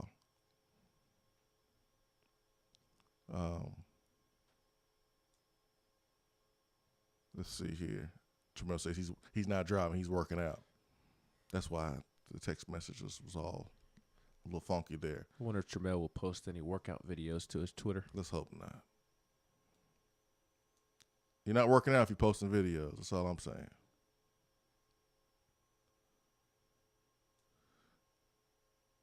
Little start, bench, cut. In your opinion, who will have the best Tennessee career in order? Malachi Wadman, Jimmy Holiday, Jimmy Callaway.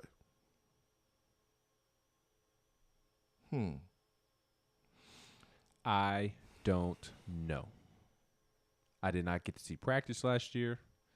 Barely got to see any of them in a game. I honestly do not know. I'm focusing on best Tennessee career in this question. I think Malachi Wadman has the best chance to be an NFL wide receiver. Because of his freakish he's athletic a freak. ability. Right now, Jimmy Callaway is the best one out of these three from what I saw on Saturday. Jimmy Holiday wasn't participating like everybody else. He had the injuries and the black jersey. But right now, Jimmy Callaway has the best chance of having the best career. Malachi Wadman has a chance to potentially have the most successful football career beyond Tennessee. So, like, speaking of Meacham and Brett, you know, Meacham had, 3 years. I had 4. I had 4 good, solid, okay seasons. Meacham had that one explosive season, but Meacham had more pro potential because of his athleticism and how freakish he was. Brett and I were more polished as wide receivers. I look at Malachi. I look at him kind of like a Beach. I look at Jimmy Holiday and Callaway kind of like me and Brett. That's how I look at those guys right now. Anything can change, but right now that's how I see that trio. I basically saw one guy between these three on Saturday, and that was Callaway.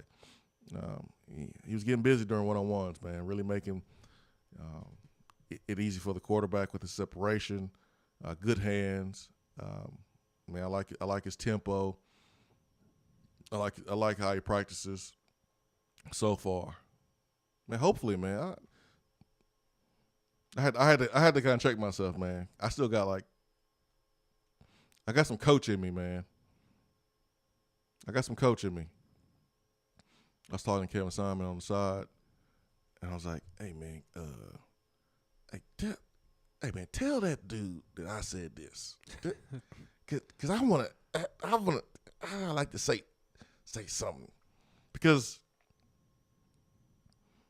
everybody's coaching, their group.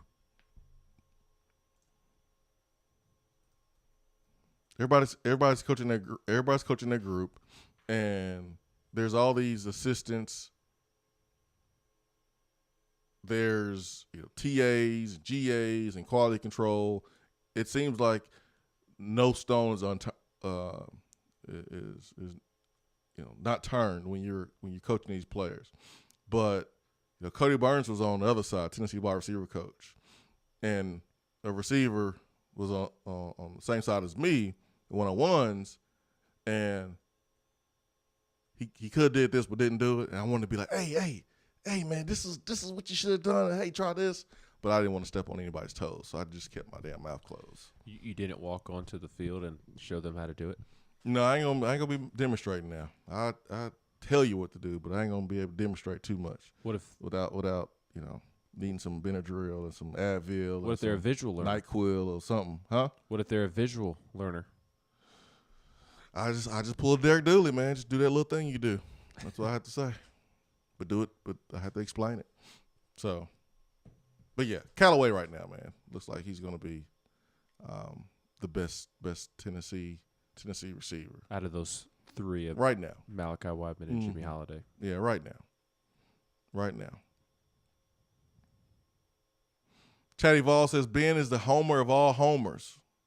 Yes. I want some context. Give me some examples, Chatty Vol, of Ben being a homer.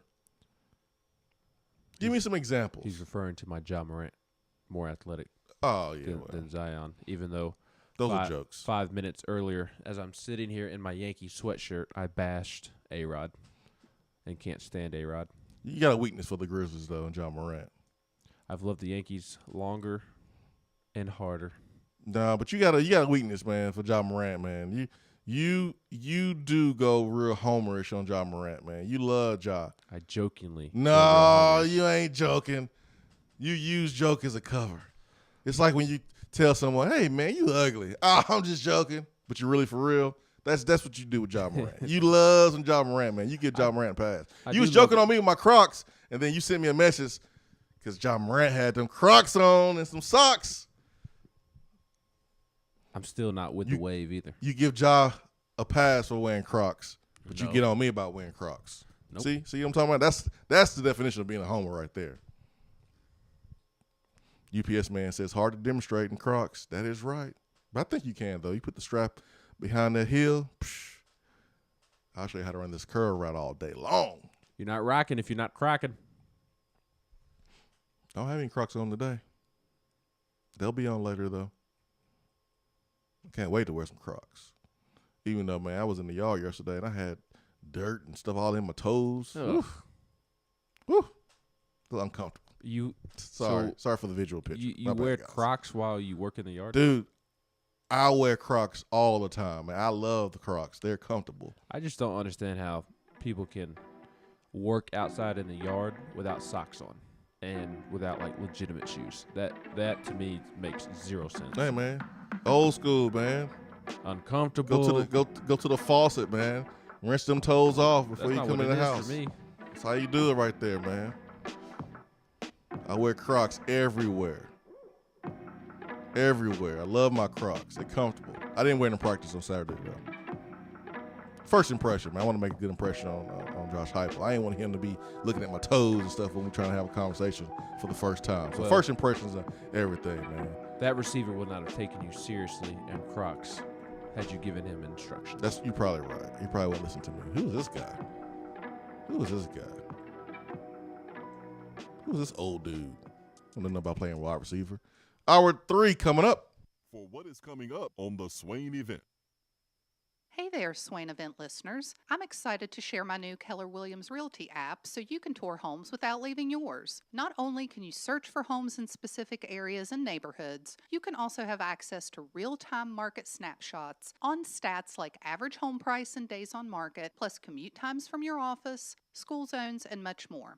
Download my app today and get the most accurate information on buying, selling, and investing in real estate in your area. Just search for the Keller Williams Realty app and click on More in the lower right-hand corner. Type in Jennifer Morris in the Your Agent search bar, then save and you're set. And as always, feel free to reach out at 865-257-7897 or email me at jennifermorris865@gmail.com.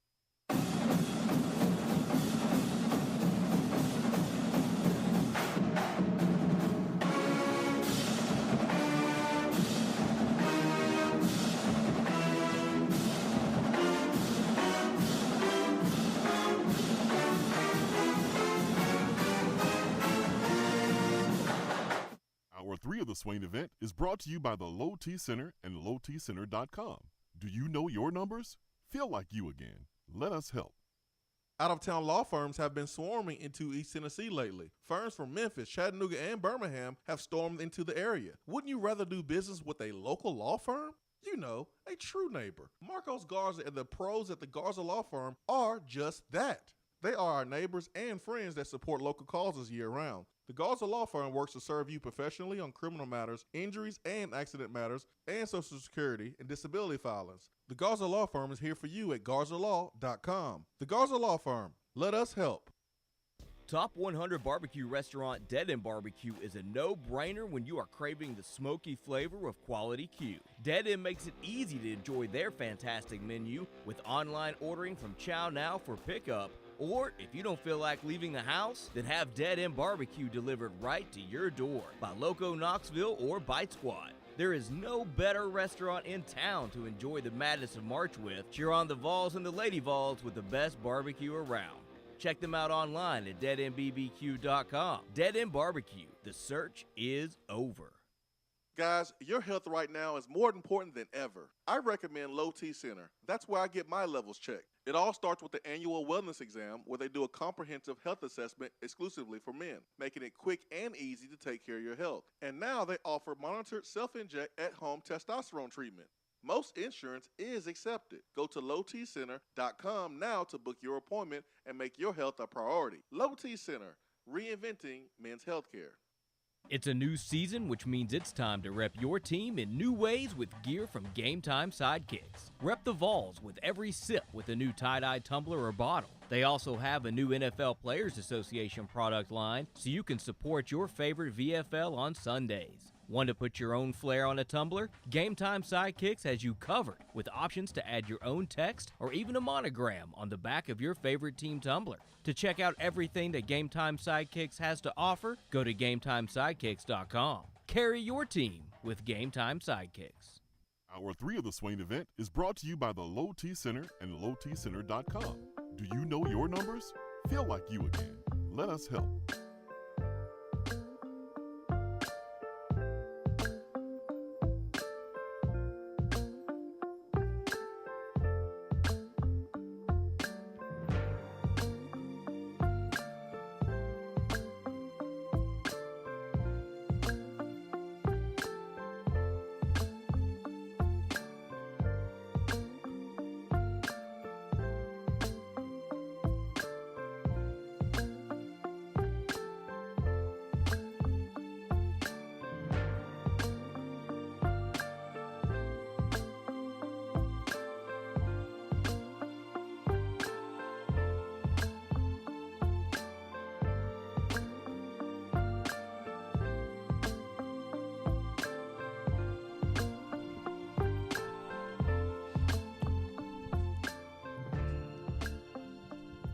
Hour 3 powered by Low T Center and lowtcenter.com.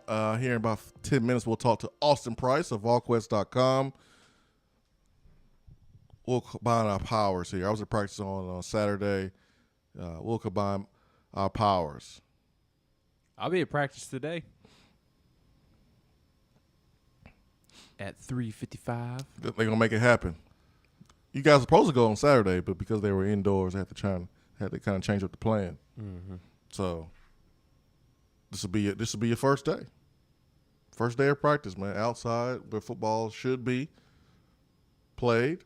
And you'll get a chance to see the quarterbacks. And I wonder if you guys will be able to take some video and then allow everybody to name the starter from today's practice for the season. I will. When you go, just see if you can notice who carries themselves like a starter at quarterback. You should be able to see. You'll be able to see Eckler's chili being really hot. I mean, he's very, very intense. So you'll see that. I don't know how long you'll be able to go and stay, but you'll definitely notice some changes from the previous staff and practice and this staff. You'll notice the music. The music will be bumping. Oh, yes, music. Yeah. Not as loud as when Butch was here, man. Butch, it was so loud.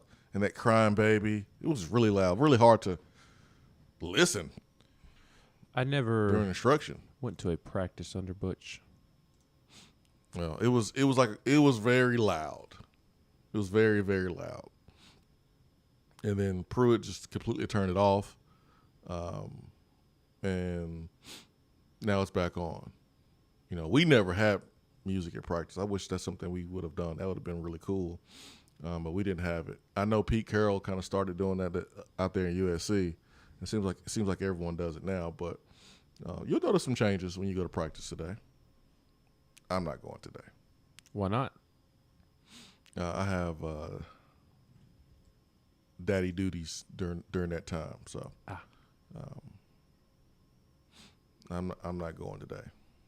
When they start popping some pads and start hitting a little bit harder, I think they put on pads this week at some point. Yeah, that's what I want to see. I want to see some guys making plays in space, being able to get hit and tackled. That's what I want to see. It was good to be there Saturday, but it's just not the same, man. Practicing in helmets. The game is meant to be played in full pads, man. And so that's the next time I'll go. Full pad practice is what I want to see. You might notice Brown Mauer's tattoos. I've always noticed. He got a lot of tattoos. I think he got some new ones, man. He got it all over on his leg and everywhere, man. I like his tattoos. On his left leg and left arm. Looks like he got some more since his freshman year. So you'll notice that. Did you see Brian Mauer's tweet yesterday? A good tweet. No, I did not. He said that he is 100% healthy for the first time. That's good. That's great. He looks healthy. He has a bounce in his step. Looks happy. Happiness can go a long way. I mean, there's something definitely different about Brian Mauer right now. But, again, we'll see. Sounds like, I think I know somebody who's been saying that a new coaching staff may do him well. Who? Me. I told you so, Swain. Oh, here you go. Here you go. It doesn't matter. What matters is how his teammates respond to him, because that's going to be the guy that's going to be the quarterback. It doesn't matter who throws the best in shorts. It doesn't matter who looks the best. It's who the offense responds to the best, who the team responds to. And if you try to deny it, you're going to end up like an 05 season. The team will tell you who they want quarterback. They don't have to say it. It's the way they respond. It's the way they respond. It's the way those players look at their teammate in the huddle. Well, in this case, just look at them, because I haven't seen a huddle. haven't seen a huddle. So doesn't sound like there's going to be many huddles. Yeah, I hope you get a chance to see like how fast the offense run plays. I hope you get a chance to see that. This is the first time that media will be there with this new coaching staff. So I don't know if you have been made aware of any changes as far as how long you'll be able to view or not.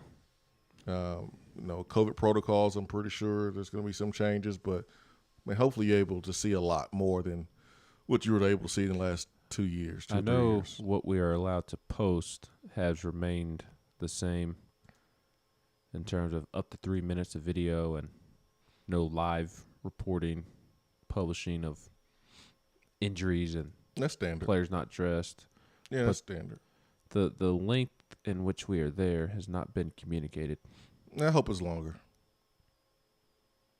I really do, man. The open periods portion is scheduled to begin at approximately 3:55. Because the more you guys are able to see, the more that the fans will be able to see and know and hear about too. Yes. And I think that's important as, we are going through this difficult transition with Tennessee football. I think it's important that our fans have more access. I think you need to keep our fans engaged and need to keep them interested. ATL VFL, do you see Bailey leaving after the spring if he's third on the depth chart?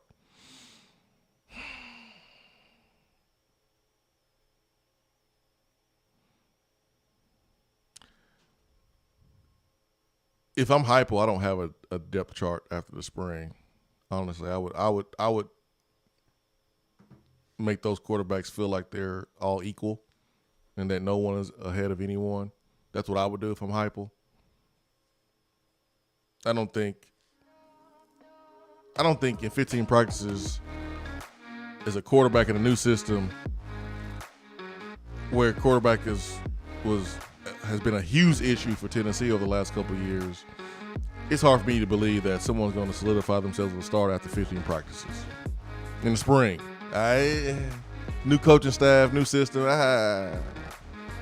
But if I'm hyper, I wouldn't let it be known that there was first team quarterback, second team quarterback, third. Now, somebody always has to take the first reps. Maybe hypo mixes that in. Maybe one day this guy goes first, another day this guy goes second. Now, when I was there was, Hendon Hooker was getting a lot of the first team reps. But how much do you, how much stock do you buy into that? All of it right now. Right now it's too early, but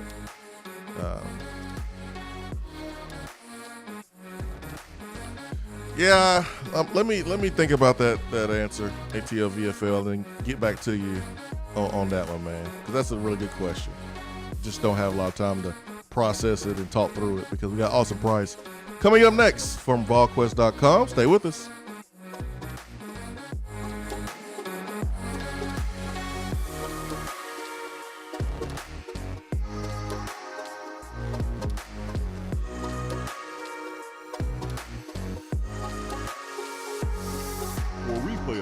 Swain Event TV, like us on Facebook. Good morning, Swain Event family. As you already know, I'm your go-to realtor when you are considering buying, selling, or investing in East Tennessee real estate. But did you know I can help all of you listeners in other parts of the country? No matter where you're listening from, there's a good chance I have several Keller Williams real estate partners in your area. I've developed relationships with realtors I know I can trust to help you with your needs. So give me a call, Jennifer Morris, Keller Williams Realty, 865-257-7897, or email me at jennifermorris865@gmail.com. JC's Tree and Landscaping Service specializes in quality tree work done at an affordable price. Trimming and removing trees are their specialty. They also offer other services like land clearing, stump grinding, crane services, and all of your basic landscaping needs for both commercial and residential. JC's will give you a free estimate and beat any written quote by a competitor to guarantee that you get the lowest price around. Don't risk your land with a fly-by-night service. JC's Tree and Landscaping is licensed and insured. Give them a call at 865-599-3799. More and more Tennessee businesses are switching to Iris Networks for reliable, local, high-quality, high-speed business fiber internet. Iris provides direct internet access from 10 megs to 10 gigs with no payments for 90 days. Iris also offers next-generation business phones with work-from-anywhere capability from the mobile or laptop app. With local sales, support, and service, Iris is a partner in the community. Learn more at irisnetworkusa.com or call 865-448-IRIS. Iris Networks, a Tennessee business connecting Tennessee businesses. Home service problems occur, even at the most inconvenient times, like during a health crisis. And Hiller is always here to help you 24/7. As people are social distancing and staying at home on workdays, it's an easier time to take care of home maintenance items that you feel are necessary. And we've put new safety precautions in place, like wearing gloves, avoiding physical contact, new sanitation protocols, and limiting time in your home. We're here for you. Call the Happy Face Truck today. Hour 3 of the Swain Event is brought to you by the Low T Center and lowtcenter.com. Do you know your numbers? Feel like you again. Let us help. If you're coming to Knoxville and need a place to stay, do yourself a favor and book a room at Hampton Inn Paper Mill, also known as the Hampton on the Hill. This award-winning property is literally in the top 5% of all Hampton Inn properties. The GM, Stephen Lawrence, is a good old local boy who grew up in the business around Knoxville. He and his staff are always available, always willing to help, and will go above and beyond for their guests. The newest Hampton Inn in Knoxville has clean, affordable rooms, flat screens, fridges, and microwaves in every room.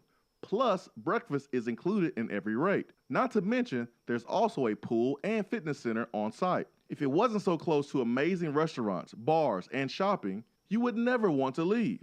At only 6 miles from campus, you're still right in where the big orange action is. Go to HamptonInn.com, search Knoxville, and book your room at the Hampton Inn Paper Mill or call 865-693-5400. Guys, your health right now is more important than ever. I recommend Low T Center. That's where I get my levels checked. It all starts with the annual wellness exam where they do a comprehensive health assessment exclusively for men, making it quick and easy to take care of your health. And now they offer monitored self-inject at-home testosterone treatment. Most insurance is accepted. Go to lowtcenter.com now to book your appointment and make your health a priority. Low T Center, reinventing men's healthcare. If you want to get in on the conversation, call the Iris Networks hotline at 865-200-5503.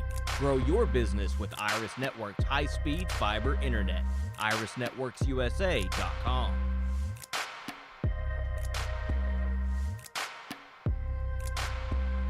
It's time to go to the phones, the Irish Networks hotline. Talk to our guy, Austin Price of VolQuest.com. You can follow Austin Price on Twitter at Austin Priceless.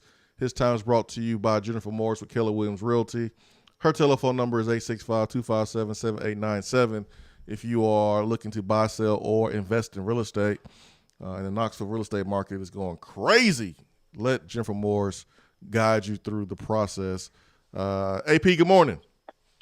What's up, Jason Swain? What's up, man? Are you excited about being able to go to football practice today? Well, it's kind of one of those Brent Hubbs things. I've got to see it to believe it. So, just want to make sure there's no pop-up storms between now and 3:55. I think we okay, man. I think the rain is slated for tomorrow, 100%. Last time I checked. I'm a gardener, so I got to pay attention to the weather all the time. Old McDonald, old McSwain over here. So clear today, rain tomorrow for sure. Austin, have you heard anything about, the media, you guys being able to maybe see a little bit more? Have you heard anything about how many periods or how much you'll be able to actually view? I would say it'll be similar. I mean, maybe it's a fraction more. It's not going to be anything like, where we're getting to watch half of practice or anything like that. But, I mean, maybe we get to see a fraction more than what we did, under the last staff, or really under the last several staffs. I mean, it's not like that it was just a Jeremy Pruitt thing. I mean, Butch we got about the same access under Pruitt we did under Butch. So, we'll see how they kind of, meander us through it. But, more than anything, we're appreciative of being able to go to practice because some schools you still can't go to practice. So, I think most media are very appreciative of Bill Martin and the SID staff for, fighting for us to be able to at least go to practices when practice is outside. Oh, man, that's good. That was good. What you saying publicly. I wonder what you say privately. We should be going to practice more, man. They sorry they do us wrong over here. No, I'm just kidding. So I was there Saturday and I got a chance. Yeah, some of us don't have that extra card that gets into those special practices. Hey, man, if you had a skill set and you put in 4 years of work at Tennessee playing football, man, maybe you'll have that privilege too. I agree. You're exactly right. You're special. Hey, man, I'll embrace that. You still didn't score against Florida in 2004, but you're special. The ref said it was a touchdown. It was a touchdown. It was a touchdown. The ref said it was a touchdown. It was a touchdown. You probably scored more than Jabbar Gaffney scored in 2000. So yeah, that's true. Hey, SEC officials are always right. Always. Didn't you know that? Wrong. Didn't you know that? What are you hearing? I know that you're plugged in and you don't necessarily have to see practice to hear what's going on. And I just kind of want to see if it lines up with maybe what I saw on Saturday. So what have you heard so far about, some of the things that are going on, good or bad, about the first couple practices? Well, I mean, the energy's good. I mean, I think it's a team that is kind of driven because of the fact that they weren't very good a year ago, and they've had, you've had so many guys leave, and so I think it's a motivated group. Quarterback, they still got to figure out, if they've got one, who's the guy, who can navigate the offense best. I think more than anything is this staff was very reluctant on some of the skill guys just because they hadn't played the position a whole lot. So, for Golish to throw out a compliment to Jimmy Callaway, to me that was a good sign because, I think, they were very hesitant with some of these kids just because they hadn't played the position very long. They didn't do a whole lot a year ago. So I think it was kind of a wait-and-see approach with some of those. And right now they're trying to figure out who their linebackers are. That's as important as anything. What's your take on Cedric Tillman? Swain and I were having a discussion about maybe where Cedric Tillman falls in the receiver rotation. He's only had, 8 catches through 2 years, Swain? 8 catches. Do you see him far surpassing 3 years? Those 8 catches, not that he's going to turn into an all-SEC player, but do you think Cedric Tillman will have an established role within the rotation? I think it's possible. I don't think he's the most talented guy in the room by any stretch, but he might outwork those other guys. A lot of it, and I think a lot of it with this staff is going to be want to, Ben. They're going to highlight the kids that kind of have a drive, that really are smart on the field. So if you're a younger kid and you're more talented, but you continually make mistakes, whether it be lining up on the ball when you're supposed to be off or vice versa, for me, that's where I, feel like this staff will lean to some of their veterans. If you don't make mistakes, you're going to have a better chance to play, especially in this offense where they want to go so fast and you have to be very intelligent to know exactly what you're doing. Austin, if you had to pick one position to address in the transfer portal for Tennessee, what would that one position be? I think it's secondary and line. Well, there's no right answer to that, Swain, because they need more than help at one position. Oh, they need help 1,000%. in secondary. They need help at linebacker. So for me, they need offensive tackles. So I don't think there is a right answer, so to speak. And I don't think you can just say one. I really don't. If I was going transfer portal offensively, I don't think you necessarily have that. And defensively, I would go linebacker probably more than anything because I think you're just real thin in the secondary.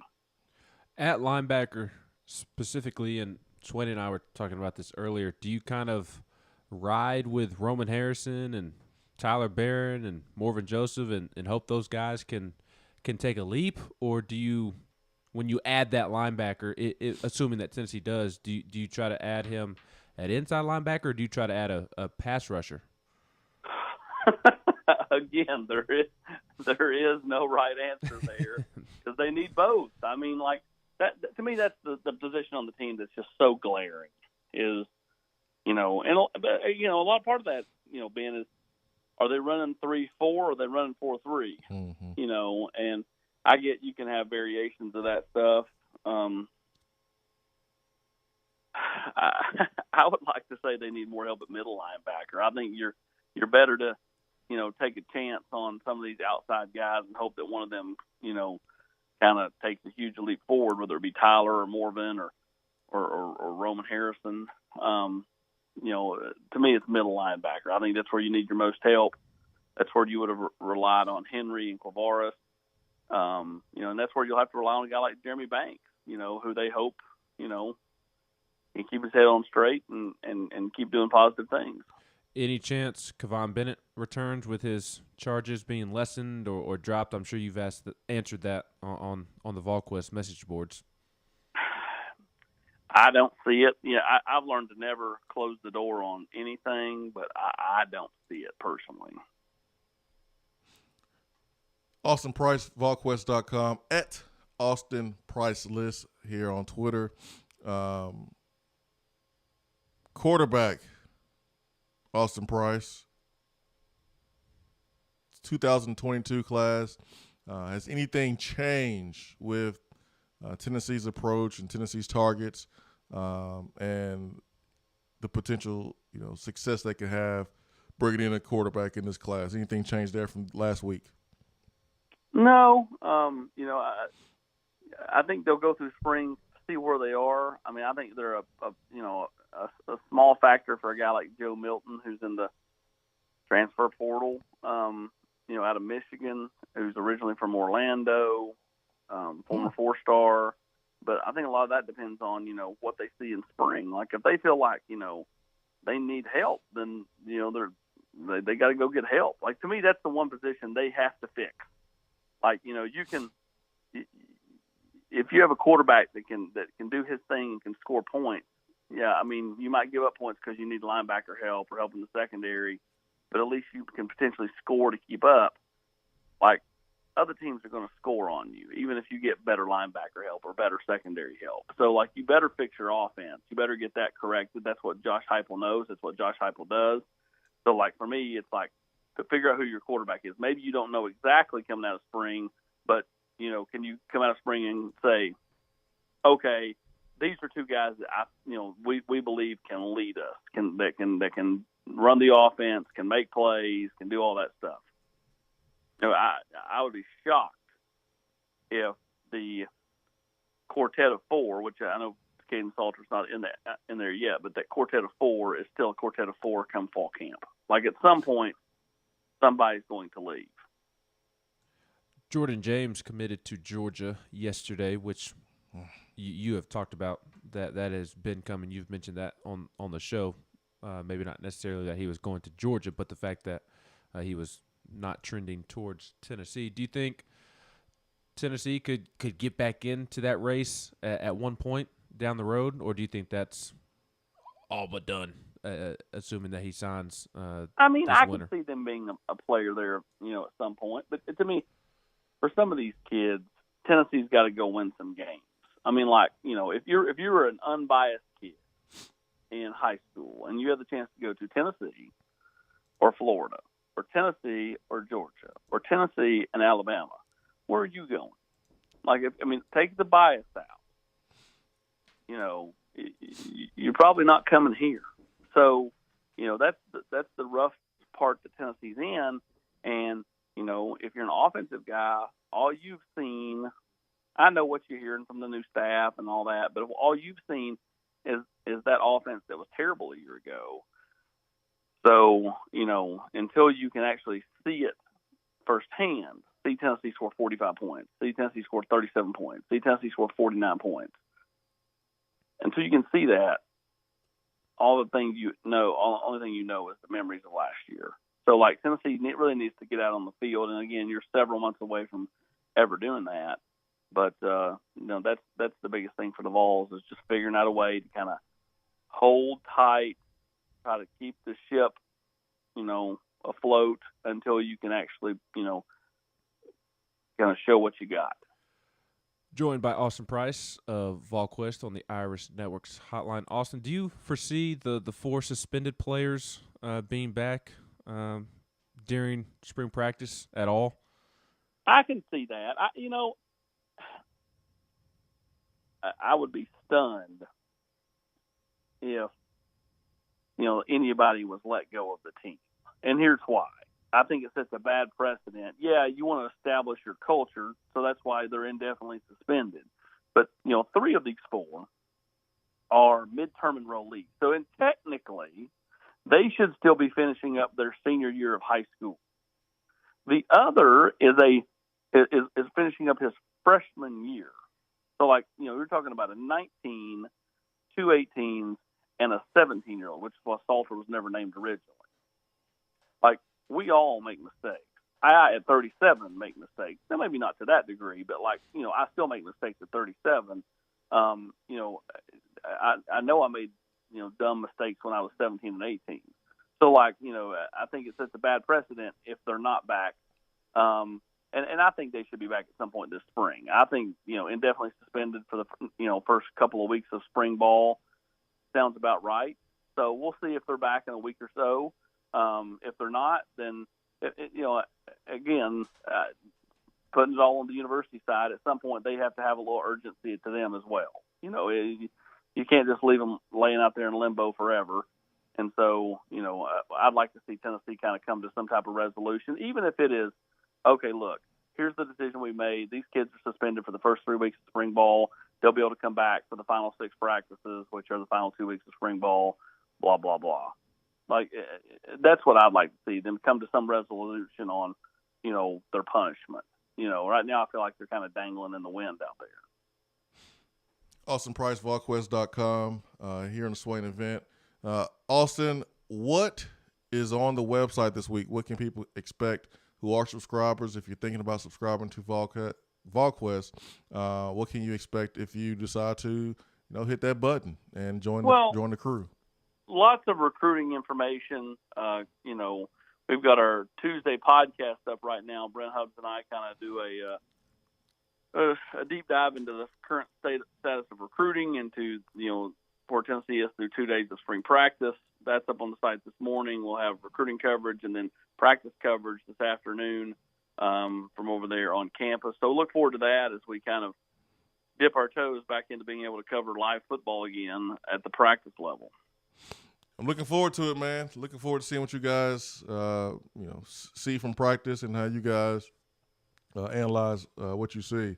I got a chance to go on Saturday, and man, it was different. It was a different vibe, and players look refreshed, man. Look like some weight has been lifted off their shoulders. Look to be having a little bit more fun there at practice. So.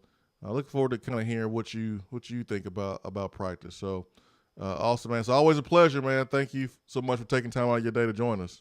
Hey, thanks, Jason. Appreciate it, Ben. All right, see you. Austin Price, VolQuest.com. Jennifer Morris, Keller Williams Realty brings Austin on with us every single Tuesday. If you're looking to buy, sell, or invest in real estate, call Jennifer Morris, 865-257-7897. We'll take a quick timeout and return after this.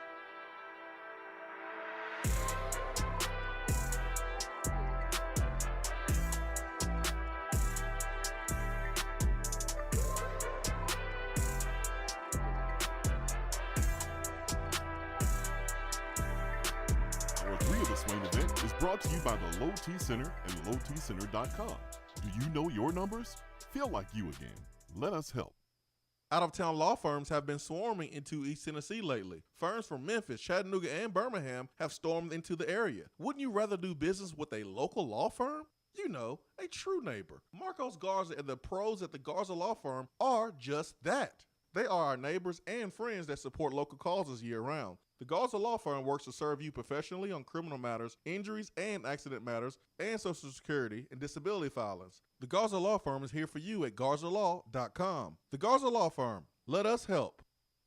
Top 100 Barbecue restaurant Dead End Barbecue is a no-brainer when you are craving the smoky flavor of quality Q. Dead End makes it easy to enjoy their fantastic menu with online ordering from Chow Now for pickup. Or if you don't feel like leaving the house, then have Dead End Barbecue delivered right to your door by Loco Knoxville or Bite Squad. There is no better restaurant in town to enjoy the madness of March with. Cheer on the Vols and the Lady Vols with the best barbecue around. Check them out online at deadendbbq.com. Dead End Barbecue. The search is over. Guys, your health right now is more important than ever. I recommend Low T Center. That's where I get my levels checked. It all starts with the annual wellness exam where they do a comprehensive health assessment exclusively for men, making it quick and easy to take care of your health. And now they offer monitored self-inject at-home testosterone treatment. Most insurance is accepted. Go to lowtcenter.com now to book your appointment and make your health a priority. Low T Center, reinventing men's healthcare.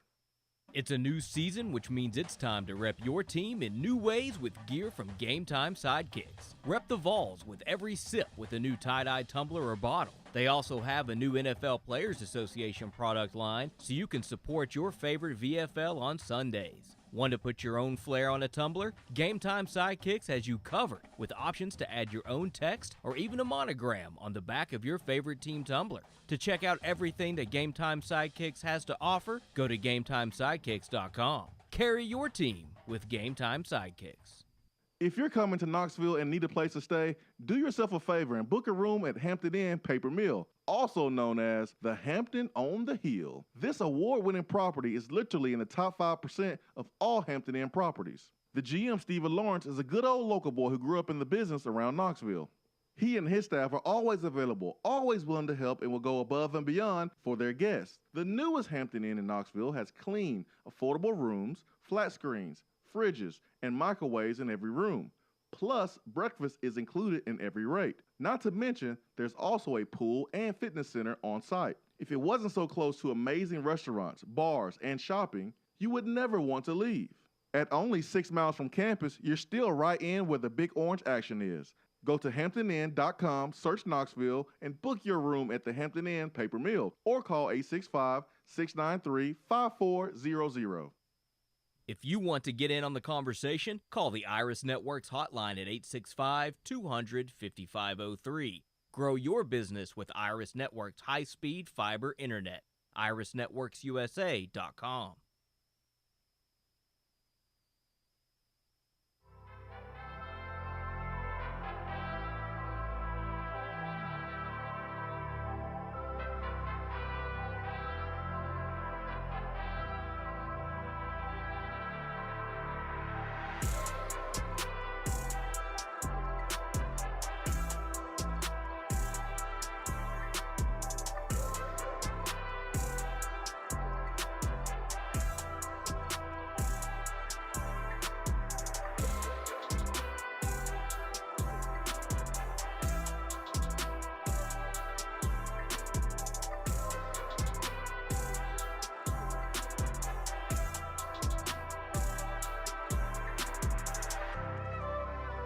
Big thanks to Austin Price for joining us this morning.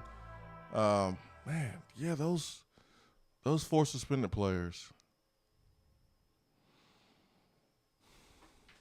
When do you allow those guys back on the team? When would you allow them back? Would you keep them out all of spring?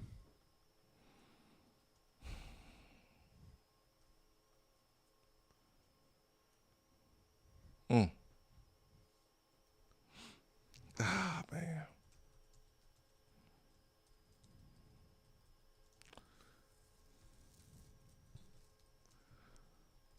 God, that's so tough.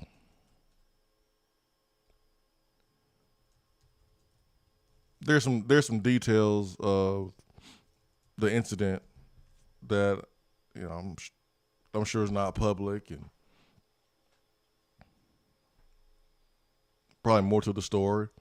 Martavius French, Isaac Washington, Aaron Willis, along with Caden Salters, suspended right now because of their arrest. Misdemeanor drug possession.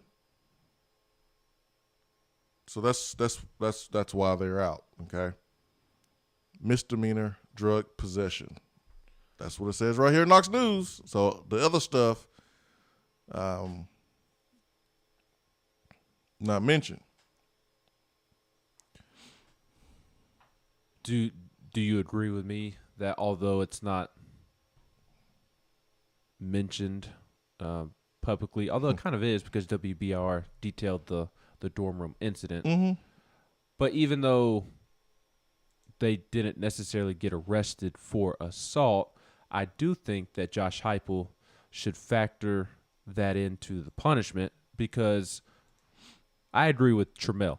Trammell has made this point several times since the incident became public and the players were suspended. Although nothing went wrong, things could have gone very wrong. And we're talking about a situation that football's not even the main question. We're talking about what does the rest of these young men's life look like if something goes drastically wrong. And that was a possibility given their actions. So how do you walk that line of communicating that to them, but also just not sending them off to be alone for the rest of their life, punishing them forever?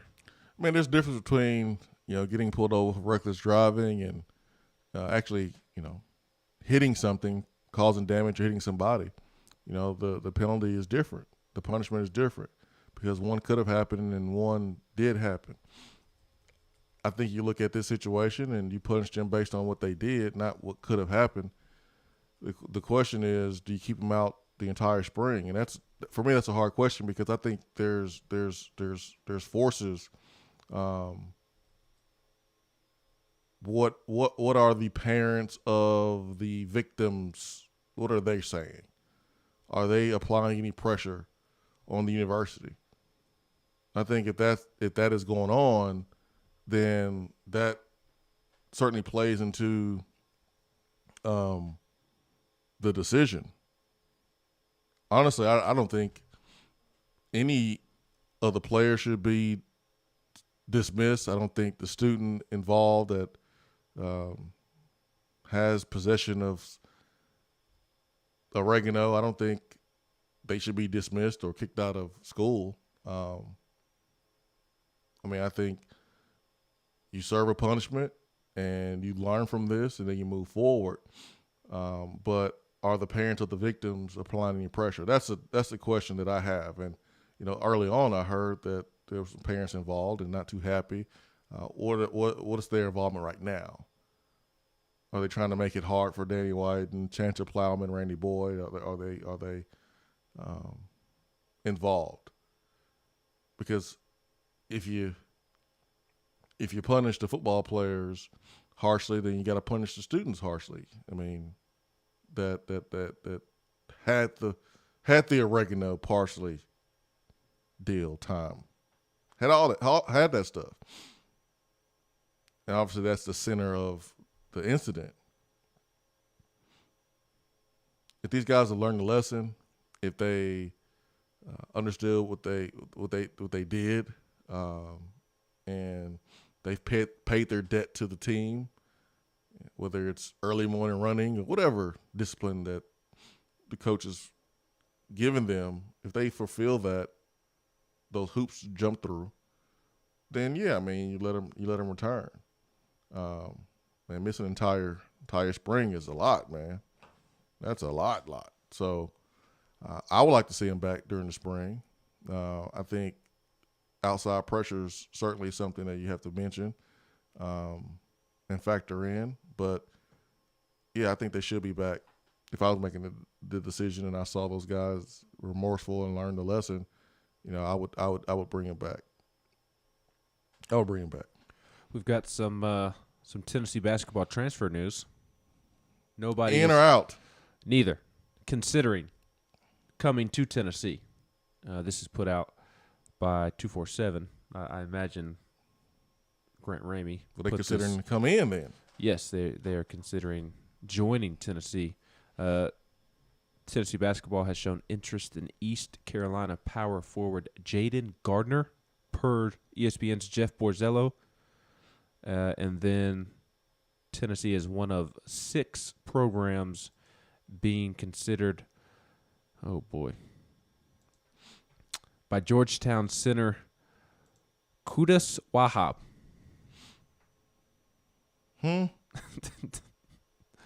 What'd you just say? Qudus Wahab. Okay. All right. Or Wahab. I don't know. He's Georgetown center. He is one of 6. Tennessee is one of 6. He is considering, according to Andrew Ayalu. Covers Prep Hoops. Jaden Gardner. I watched East Carolina play Memphis this year, and I'm trying to feel like if I can remember him. I think I would if I saw a picture of him or I saw a little bit of video. This is the Georgetown guy. 6'11", 237 from Nigeria. Averaged 12 and 8. 12 and 8 will work. Shot 60% from the field. 12 and 8 will work. 6'11". He had 20 and 12 in the NCAA tournament loss to Colorado. He's transferring? No, let's go. Averages 1.6 blocks per game. Let's go. So he is considering Maryland, West Virginia, Tennessee, Miami, VCU, and NC State. Jaden Gardner, let's see what he did this past year. Let's go. Yeah, Jaden Gardner, 18 points. Okay. 8 rebounds. Okay. Yeah. 18 points. And he's considering, like you just mentioned, Arkansas, VTech, Pittsburgh, Ole Miss, Tennessee, Miami, Virginia, NC State, Oklahoma State, Texas A&M. Damn, Arkansas, man. What school did you not name? I feels like I named everybody. Correct. He's a little small for a power forward. 6'7", 235. Yeah, I know. His 18 in the AAC is. Are they in the AAC? No, they're not in the AAC. Are they in Conference USA? I think they're in Conference USA. His 18 and 8 is a little bit different than old boy from Georgetown doing it in the Big East. Yeah, AAC. Okay. AAC. At least we know Tennessee's addressing, and it's not the pink elephant in the room. Everyone knows, but the lack of post presence. Lack of post presence. And we got to have that, man. Yes. There's approximately around 1,000 names in the transfer portal right now for college basketball. Like I said, man, Rick will be able to take his pick. He should be able to take his pick, man. He has reputation of development. He's done a great job. He has respect. He's known for developing players. That should attract some players for Tennessee. So let's see. Let's see what happens. Certainly need to address rebounding, need to address a post presence. So let's get it done, Coach Barnes. Let's go. But Arkansas, man, they in the portal, and it's worked for him. I mean, I heard his name mentioned with Texas. Who knows? But I saw Jeff Goodman ranked. I also saw where he said craziest fans in his top 15. Basketball, yeah. I don't care what sport it is. I know, Tennessee's in there, so he legitimately hates Kentucky fans. Good. Which I don't blame him at all. Good. But Texas isn't the happiest bunch of people on this side of the nut house either. No, man, Texas. There's a reason Shaka left. I realized that Shaka wasn't what people thought he was going to be. Yeah, Shaka was terrible. But there's also a reason he jumped at Marquette. He's about to get fired, probably. He was. I mean, he was there 6 years. He underachieved. He did. He underachieved. I mean, he's won 0 tournament games at Texas. Come on now. 0. Come on now. If you would have told me that Rick Barnes would have won more tournament games at Tennessee in six years in Texas, I wouldn't have believed you. But that's where we are. That's where we are. 865-255-03 is our telephone number. Swain Event fueled by Daddy and Barbecue. Again, big thanks to Big Austin Price for joining the program today. You excited about practice, man? Yes, I am. Are you just saying that?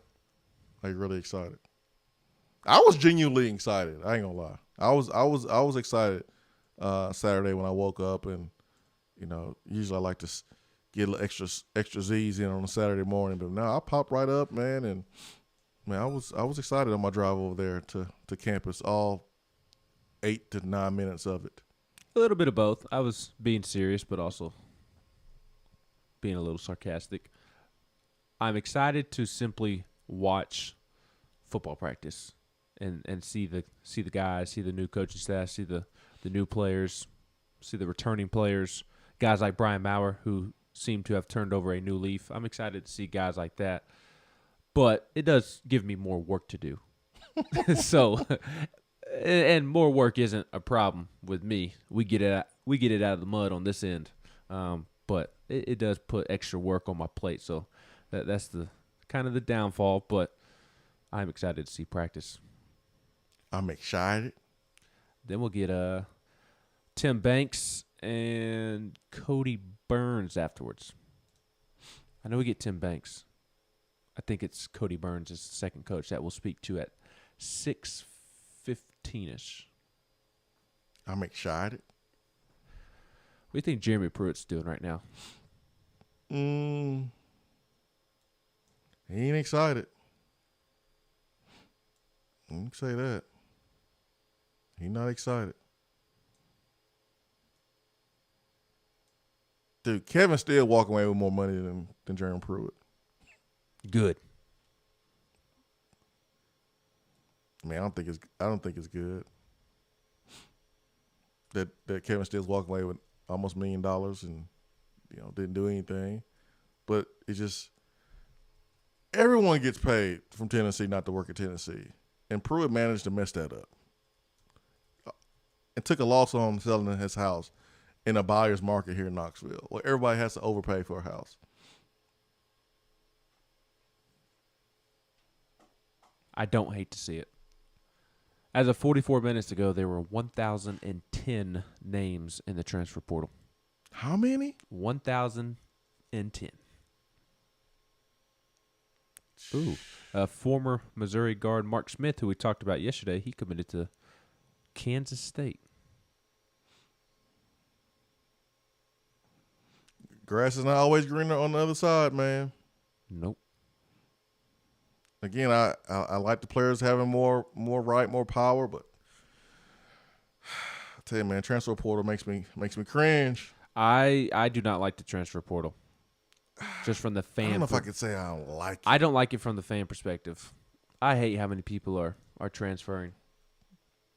But even if Tennessee benefits from it, that's what I'm about to say. I still don't like it in general. I mean, this was my fear a couple of years ago before the transfer portal truly kicked in. It is free agency, and that's not what college athletics is meant to be. It's not.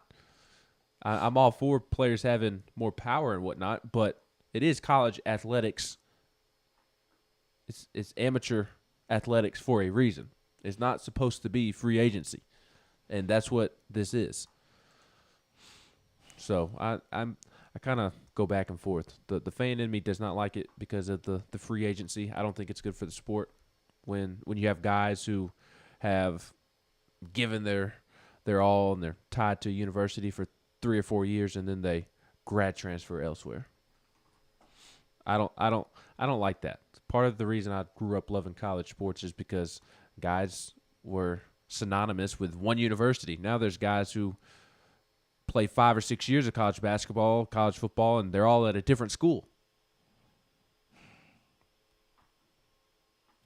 It's hard for me to have a hardline stance on the transfer portal, for or against it, because there's part of it I don't like.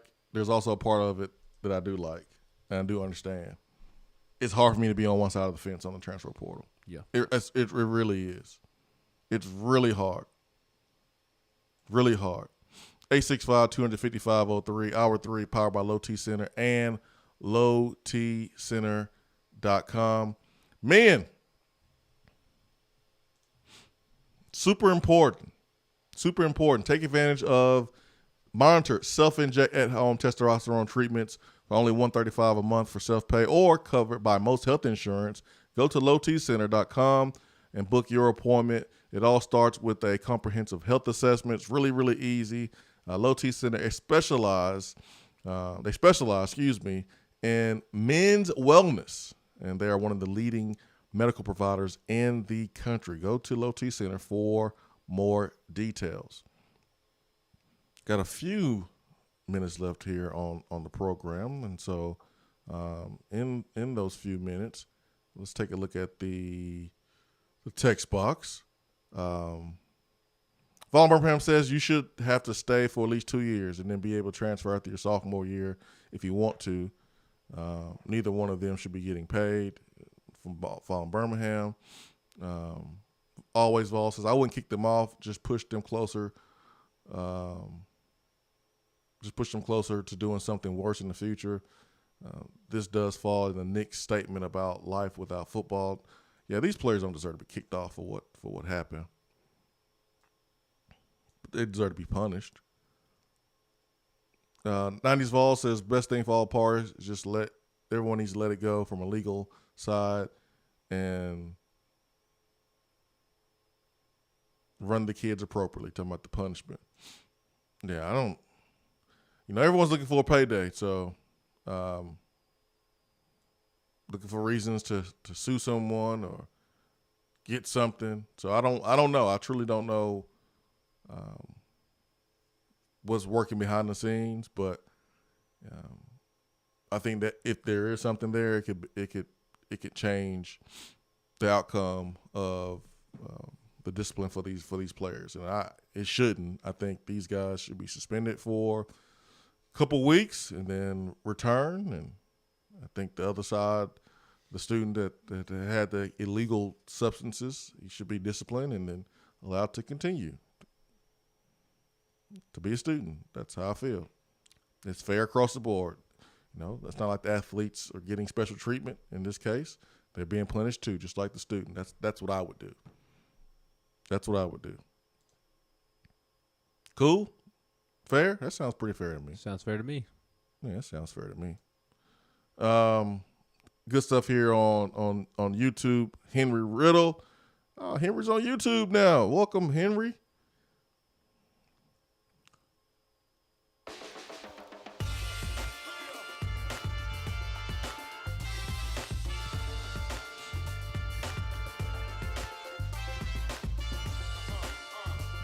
Looking at the comments, man. I wish I can grab more and read off more. But it's time to rock and roll, man. It's time to go kick some butt for the rest of the day, folks. And I really appreciate you joining us here on the Swain Event for 3 hours. And we'll be back same time tomorrow, 7 a.m. Swain Event, fueled by Dead End Barbecue. For Ben